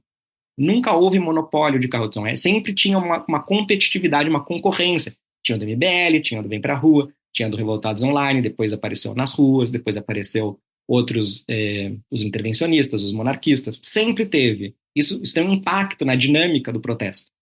Porque basicamente as pessoas elas não estão voltadas para o carro de som, passivamente ouvindo um discurso as pessoas estão basicamente circulando. As domingadas era uma dinâmica que as pessoas estavam numa sociabilidade própria, indo de um lado para o outro da Paulista, num fluxo eterno, e eventualmente eles ouviam os discursos no carro de som. Isso é uma coisa inédita que acontece em 26 de novembro, por uma iniciativa do Silas Malafaia. Silas Malafaia, ele que faz a convocatória do protesto do 26 de novembro, e ele faz uma intervenção de impedir que a Carla Zambelli, o Movimento nas Ruas, também contrate um segundo carro de som. Ele basicamente ataca essa ideia nas redes sociais e ele mata no nascedouro essa pluralização dos carros de som. Ele fala assim, ó, isso é divisionista, isso é personalista. Eu convoquei, só vai ter um carro de som. Carla Zambelli volta atrás, não, ela discursa no carro de som unificado, e isso muda totalmente a dinâmica. Porque tem um carro de som que as pessoas não estão circulando, elas estão paradas, passivas, esperando e ouvindo os discursos no carro de som. Isso funciona no 26 de novembro. O 26 de novembro foi muito bem organizado, teve uma organização eficiente e meticulosa, porque abriu com o hino nacional, todos os políticos profissionais do campo bolsonarista de São Paulo e de alguns outros estados discursaram, discursos curtos, eficientes, as pessoas curtindo, gostando, se engajando. Termina, o penúltimo discurso é do Silas Malafaia, um discurso mais longo. Ele faz um pouco essa construção, ou o povo ocupa as ruas e faz justiça, ou então está nas mãos de Deus, justiça divina. E essa dinâmica, que é uma dinâmica inclusive de comício eleitoral, certo? Políticos, carro de som unificado, todo mundo prestando atenção, termina com um clímax emocional que é dar a palavra para a família do Clezão. Discursa a viúva, discursam duas filhas, são discursos absolutamente emocionantes, as pessoas terminam assim em êxtase e termina com o hino nacional. Então, o 26 de novembro, ele foi uma retomada e ele funcionou enquanto um comício ritualizado com uma potência narrativa emocional. O 10 de dezembro deu ruim, por diversos motivos. Em primeiro lugar, muito menos gente, menos da metade de número de pessoas. Os políticos profissionais perderam protagonismo, basicamente os discursos foram feitos por lideranças dos movimentos conservadores, com muito menos carisma, muito menos capacidade retórica. Diversas vezes eles não conseguiam nem gritar palavras de ordem para as pessoas repetir. Por exemplo, o nome do evento é Dino Não.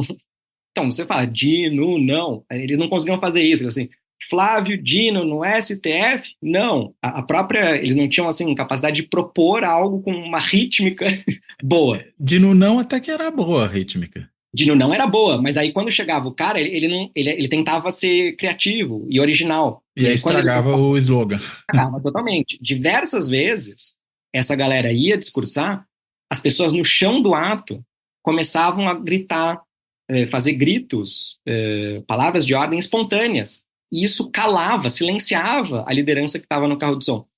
Não rolou.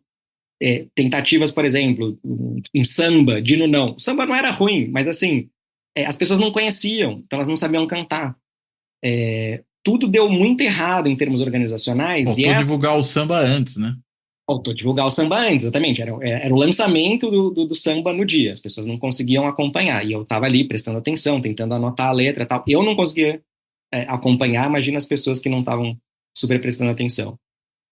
Isso significa que a organização do protesto não foi somente uma questão de diminuição quantitativa, foi também uma diminuição qualitativa da intensidade das emoções. Isso tem a ver com a retórica das pessoas, isso tem a ver com as músicas, isso tem a ver, eu acho, uma hipótese, que a origem de tudo isso, o pecado original, é a retórica olavista, que basicamente diagnostica que, bom, o sistema político brasileiro é comunista há anos e décadas. Esse é o diagnóstico, certo? O comunismo, ele vem desde a redemocratização. Então, o Flávio Dino ter passado pelo PCdoB, ele não é o primeiro ministro comunista a chegar no STF. Então, Todos não tem tanta... Todos são! Então, como que você vai criar um sentido de urgência? Gente, vocês não estão entendendo. A gente tem que parar o Brasil, a gente tem que evitar que o Flávio Dino não tem o sentido de urgência, que foi super importante, que foi super presente nos protestos em 21, em 22 e mesmo até o 8 de janeiro. Isso se esvaziou totalmente. E aí o que é mais impressionante, eu acho, dessa história toda do carro de som, um carro de som unificado, que também foi uma coisa que eu percebi que é, bom, onde que eu já vi isso, essa dinâmica? Comício eleitoral, carro de som unificado, políticos profissionais, corpos Esquerda. pacíficos, pessoas esperando. Esquerda institucional. Campo Democrático Popular, quem já foi em qualquer protesto da esquerda do campo, PT, CUT, mesmo UNE, se não tem coletivos e juventudes da oposição de esquerda, do PSOL, ou mesmo Levante, se não tem essa galera, entre aspas, mais alternativa, é absolutamente monótono, chato, cansativo e burocratizado. Então, para mim, é mais um paradoxo dos inúmeros paradoxos que a gente está vivendo no Brasil, o fato de que a extrema-direita, nessa ressaca pós 8 de janeiro, antes do 8 de janeiro, a extrema-direita estava emulando a esquerda autônoma, porque eles estavam basicamente se apropriando de repertórios de ação direta. Bloqueio de rodovia, os secundaristas também fizeram um trancamento de ruas e avenidas contra a reorganização escolar do Alckmin. Acampamento na frente de quartéis. Secundaristas fizeram ocupação de escolas, MTST faz ocupação de moradia, Sem Terra fazem ocupação de terra.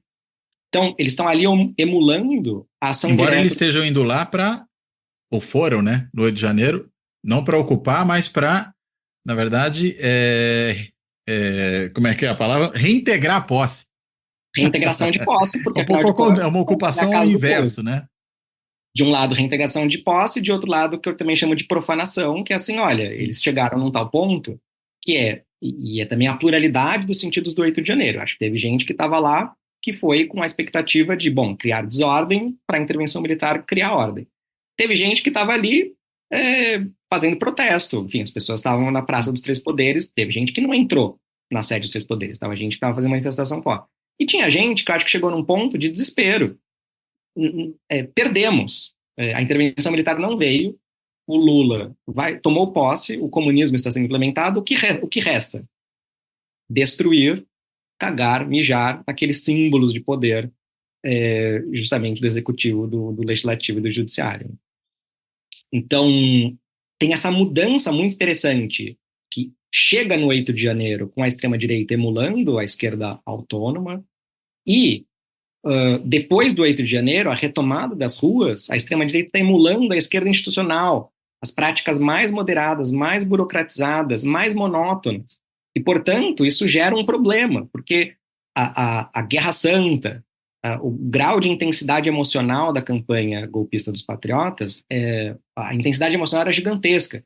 Você não consegue recriar essa intensidade emocional criando um comício eleitoral com um carro de som unificado. As pessoas, no 10 de dezembro, começaram a cair fora. Antes de que a lista de lideranças de movimentos conservadores, tinha a lista de inscritos, tinha um monte de gente ainda para falar. E eles estavam assim, se acotovelando. Eu me inscrevi, eu quero falar. Foi um comício que deu errado em diversos sentidos. Ele durou quase 3 horas. As pessoas começaram a vazar. Já eram menos pessoas, certo? Era metade das pessoas do protesto de novembro. E em dezembro, nem sequer o hino nacional comoveu as pessoas. Quando o hino nacional, que costuma ser o encerramento do ato, começou a ser cantado por uma garota, as pessoas não estavam cantando a plenos pulmões, as pessoas já estavam indo para casa. Então, quando a extrema-direita tenta reocupar as ruas e emula essa esquerda institucional, com esse repertório muito mais moderado, muito mais burocratizado, isso é simbólico, é significativo dessa encruzilhada, porque só resta 2 saídas. Sem intervenção militar, só tem 2 saídas. Ou o povo ocupa as ruas, massivamente, ou justiça divina. Ou seja, fica o Deus dará. Ou seja, fica o Deus dará. Porque o que é muito interessante? O que significa ocupar massivamente as ruas, né? O paradigma político e até autobiográfico dessas lideranças é a campanha para impeachment. O Nicolas Ferreira fez um discurso que foi bem paradigmático do que eles estavam tentando vender como narrativa no 26 de novembro. Não menosprezem os pequenos começos. Ele estava comparando essa retomada das ruas em 26 de novembro de 2023 com os primeiros atos da campanha para impeachment, 2014, super pequenos. De 2014 para 2015, a massificação foi o que viabilizou a campanha para impeachment. Então ele estava falando, tá pequeno, porém, amanhã vai ser maior. Que é a segunda referência política que não é a campanha para impeachment, é junho de 2013 e a tática da revolta popular do MPL. Qual é a grande questão? Amanhã vai ser maior. Tem uma aposta e uma promessa. Quando passa de novembro para dezembro, o amanhã chega. E não foi maior, foi menor. Então, eles estão justamente nessa encruzilhada. Ou se aposta na massificação, ou só resta Deus, né? Então, para tentar finalmente responder a sua pergunta da profecia sem ser profecia, né? Quais são as tendências que estão colocadas, né? Essa aposta tem uma desconexão, certo? O diagnóstico é de fechamento do regime. Se o regime está sendo fechado, qual é a aposta? A aposta, onde está a salvação, certo? A salvação está na política institucional? Esse é um pouco o paradoxo. O formato comício eleitoral dá a entender que a resposta está na política institucional. 26 de novembro só tem políticos profissionais. O que é o que sobrou, né? É o que sobrou, e numa situação muito difícil, muito estranha, porque é um comício eleitoral que o líder eleitoral não só está inelegível, como está ausente. O Bolsonaro participou da convocatória, mas não participa. Várias pessoas estão falando em nome do Bolsonaro.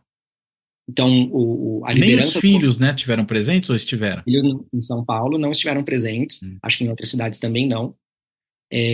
Então, o líder eleitoral não está inelegível e está ausente. Algumas pessoas estão ali se vendendo. O Ricardo Salles foi muito ovacionado, por exemplo, mas ele está ali num papel muito específico de deslegitimar o Ricardo Nunes como alguém da direita. Ricardo Nunes não é da direita, ele é do centrão. E não existe extrema-direita. Existe direita. Está em causa própria ali, né? Causa muito própria. E está construindo a candidatura dele para prefeito de São Paulo agora na eleição desse ano. Então, o formato comício eleitoral, o dilema é, bom, se a saída é eleitoralista e institucionalista, de algum jeito vai ter que se construir uma nova liderança eleitoral que consiga fazer o que Bolsonaro fez, que é a hegemonia da extrema-direita sobre a direita e a centro-direita, né? É meio esse o não lugar da terceira via. A terceira via foi achatada justamente porque a frente ampla... são duas frentes amplas, certo? A frente ampla do Lula vai do PSTU e do PSOL, eleitoralmente, né? As pessoas declararam voto, até os economistas do Plano Real. Então, da esquerda até a centro-direita. E o Bolsonaro é da centro-direita até a extrema-direita, né? Ou o contrário, né? A extrema-direita colonizando e hegemonizando a direita e a centro-direita. Não é uma operação fácil reproduzir essa frente ampla que a retórica do Bolsonaro conseguiu fazer em 2018 e em 2022. Ele teve 50% menos um, quase, de votos, né? Então, o formato comício eleitoral teria essa tendência mais moderada, mais institucionalista, que é, bom, quem vai ser a liderança eleitoral que vai fazer o papel que o Bolsonaro fez? Isso não é fácil, inclusive porque o peso da família Bolsonaro. Qualquer liderança que surgir, estilo Nicolas Ferreira, Romeu Zema, o próprio Tarcísio, provavelmente vai ser atacado pelo clã Bolsonaro. Então, também numa operação simples por causa do peso político da família do Bolsonaro. Então, acho que isso é uma primeira tendência. Uma segunda tendência é a ressaca pós 8 de janeiro é que essa aposta nas Forças Armadas deu errado, certo? Então, as Forças Armadas, elas estão numa crise de confiança. Essa extrema-direita não confia mais. Eles confiavam cegamente que as Forças Armadas iam atuar politicamente de acordo com a história o secular de golpismo das Forças Armadas. Não compareceu. Sobre a ação direta. A ação direta está ilegítima na esfera pública, na opinião pública, desde o 8 de janeiro. Isso vai retornar ou não? É um pouco esse o dilema, e eu trago um pouco uma fala de um secundarista, que aparece uma entrevista, uma conversa que o Caetano Pata, um cientista político, que foi orientado pelo André Singer, ele fez uma etnografia sobre as ocupações secundaristas. E basicamente esse estudante vai num ato fora Temer, não sei se 2016 ou 2017, um secundarista que foi formado pela ação direta sob a hegemonia da esquerda autônoma. Ele fica até impressionado. Nossa, o Lula, né? A primeira vez que ele vê o Lula falar num carro de som, ele pensa, interessante, impressionante. Mas assim, esse negócio de golpe, se é ditadura, não tinha que estar fazendo uma coisa assim mais séria? Se é uma coisa tão grave, a gente não tinha que estar fazendo uma coisa mais séria do que um comício eleitoral? fica parecendo que é um bando de senhorzinho falando uma pá de groselha. Então, eu trago esse contraste entre o secundarista um pouco estupefato, tipo assim, como assim o campo lulista está dizendo que é um golpe, mas eles não estão fazendo, vamos dizer, o equivalente do que uma esquerda mais radical, que inclusive depois de 64 faz uma aposta, inclusive armada, certo? Bom, se é tão grave assim, então se o regime está fechando e não tem como apostar na política institucional, qual é a saída? Então, eu acho que a gente não pode descartar a possibilidade dos próprios patriotas, dos próprios bolsonaristas, levarem a sério o diagnóstico de fechamento de regime. Se o regime realmente está sendo fechado, o que resta? A não ser uma espécie de clandestinidade de ações diretas e de violência política. Isso vai acontecer ou não? Eu só estou dizendo que, assim, retoricamente, ou é uma pá de groselha, E ou aí é broxante, vamos dizer assim. é broxante, desmobilizador, óbvio. É. As lideranças estão meio que me enganando. Isso aqui é muito sério, gente. A gente virando uma ditadura. Bom, As lideranças promovem uma mobilização que está aquém da expectativa de mobilização dessa base, né? exato, exatamente. Então, ou se leva a sério ou é uma pá de groselha. Se é uma pá de groselha, vai desmobilizar. E eu acho que tem uma terceira possibilidade, e aqui eu não sei identificar, é isso que eu estou dizendo que eu sou agnóstico aqui na profecia de que é tendência majoritária e o que é contra a tendência minoritária. Eu acho que tem uma terceira possibilidade, que é como que a gente interpreta essa matriz religiosa cristã desassociada do intervencionismo militar, desassociada da ocupação massiva do povo nas ruas. Se só resta a justiça divina, o que significa dizer isso? Bom, a gente tem que acreditar em Deus, a gente está do lado certo da história, Deus está do nosso lado, Deus está do lado certo da história, então a gente tem que confiar e deixar nas mãos de Deus.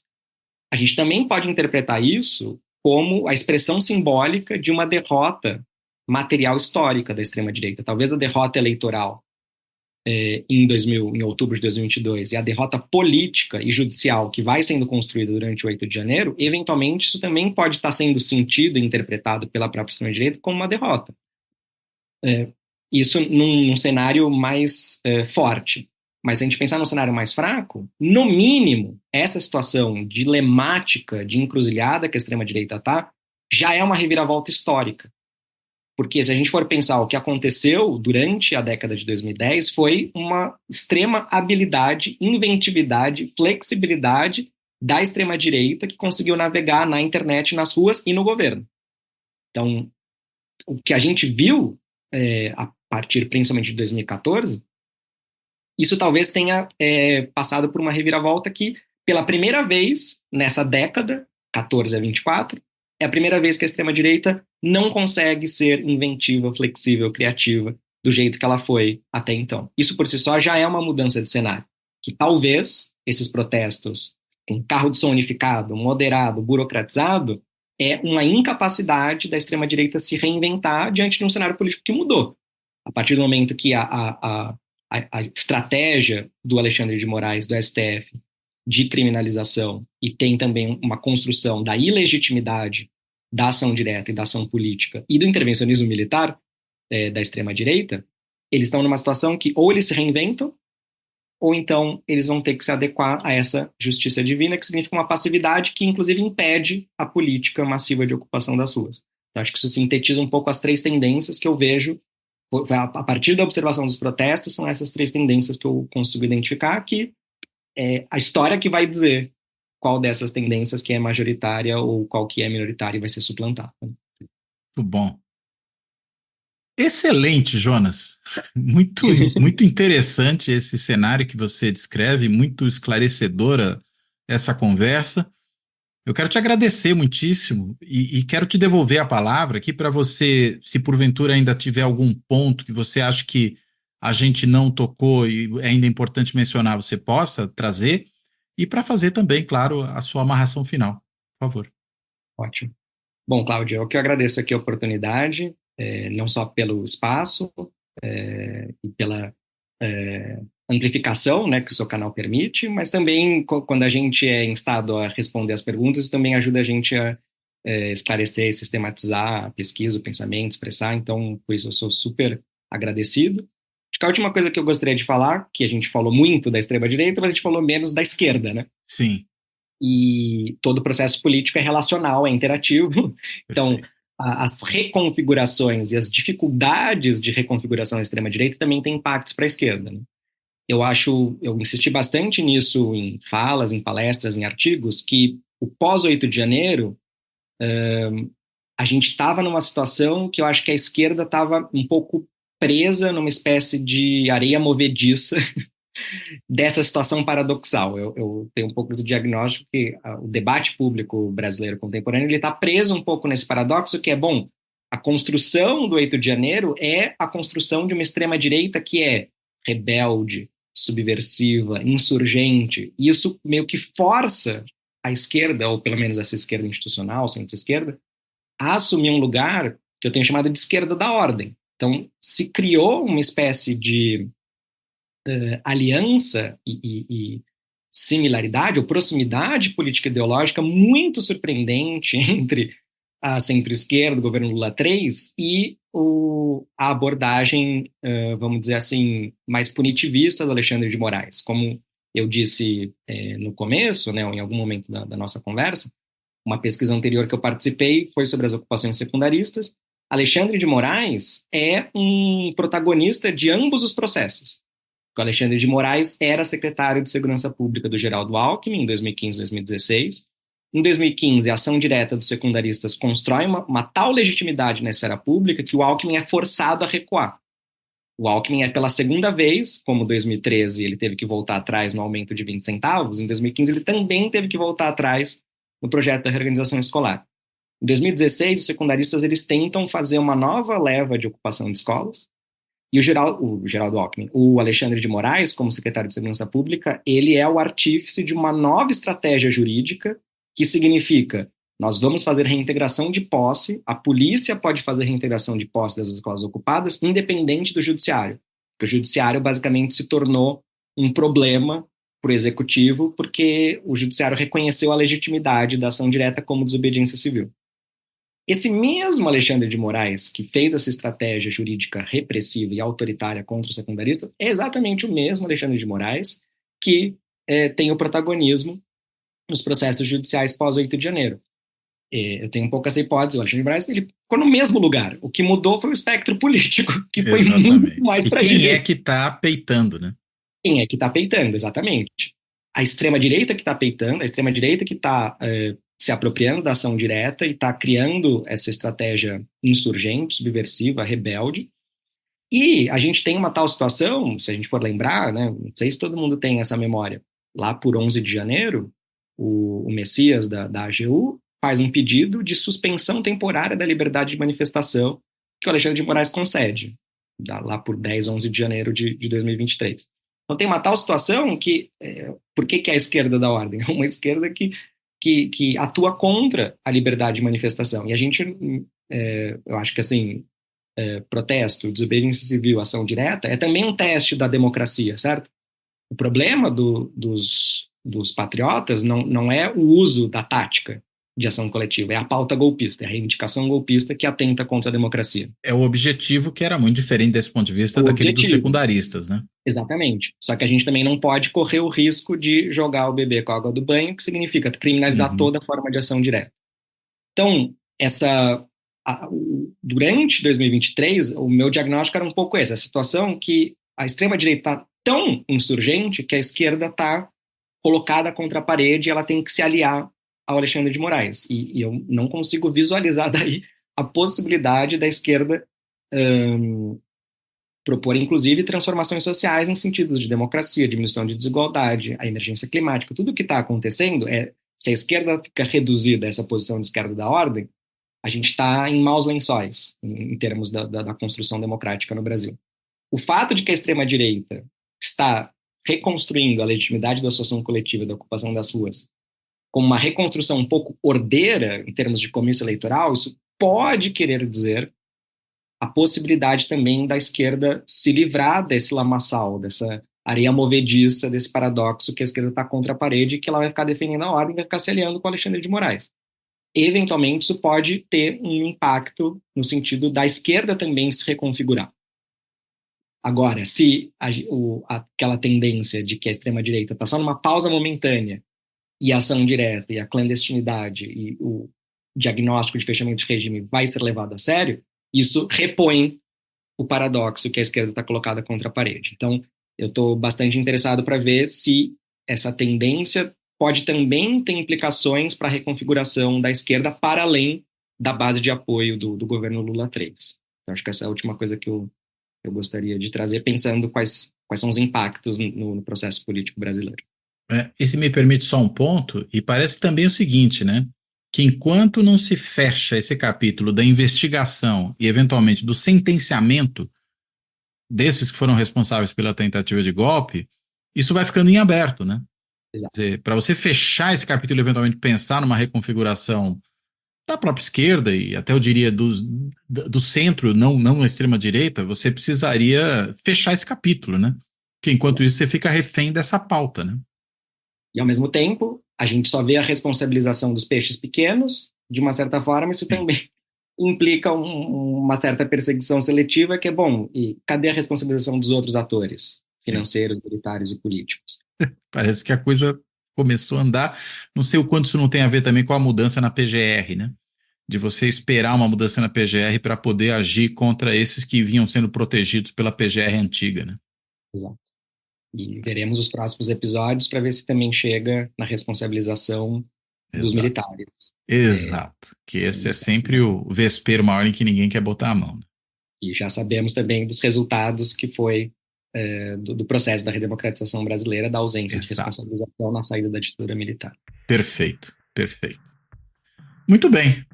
Jonas, então, reiterando aqui, brigadíssimo pela conversa, que, como eu já falei, foi tremendamente interessante, super esclarecedora, deu para entender muito melhor todo esse processo. E quero, enfim, agradecer a você e me despedir. E assim como eu estou agradecendo ao Jonas, eu quero agradecer também, como sempre faço, a todas e a todos que têm acompanhado o Fora da Política Não Há Salvação, seja no canal do YouTube, seja no podcast, que sempre bom lembrar, está disponível em mais de 20 plataformas de áudio, no Spotify com a vantagem de que tem vídeo junto, então quem quiser ouvir no Spotify, dá uma olhadinha de vez em quando, também tem essa possibilidade. E também, como sempre faço aqui no encerramento, agradecer a todas e a todos que têm contribuído com o projeto do canal por algum meio disponível para isso, seja aquele clique no botãozinho do Valeu Demais no canal do YouTube, que permite que a pessoa faça uma contribuição pontual, seja se tornando membro do canal, né, se inscrevendo por intermédio do Clube dos Canais do YouTube, que aí permite uma contribuição continuada, de forma análoga a isso, fazendo uma assinatura simbólica no site de financiamento coletivo benfeitoria.com, né, naquele endereço benfeitoria.com/apoio Fora da Política Não Há Salvação, tudo junto, ou ainda até, para quem optar por esse e-mail, fazendo um Pix para o Fora da Política Não Há Salvação, que a chave Pix é o e-mail de contato@foradapolítica-não-há-salvação.info, repetindo, contato@foradapolítica-não-há-salvação.info. Bem, então, de tudo isso, eu termino por aqui, agradeço muitíssimo ao Jonas por essa excelente conversa e me despeço dele e me despeço de todo mundo. Até a próxima.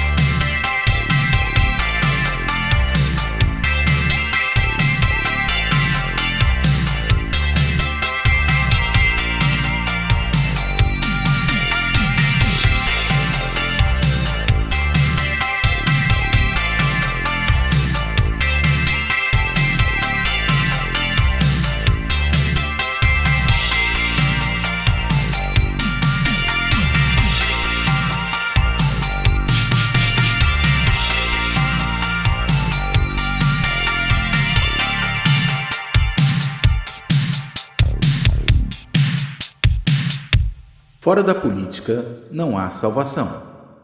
Um canal e podcast para discutir política. Produzido por mim, o cientista político Cláudio Couto.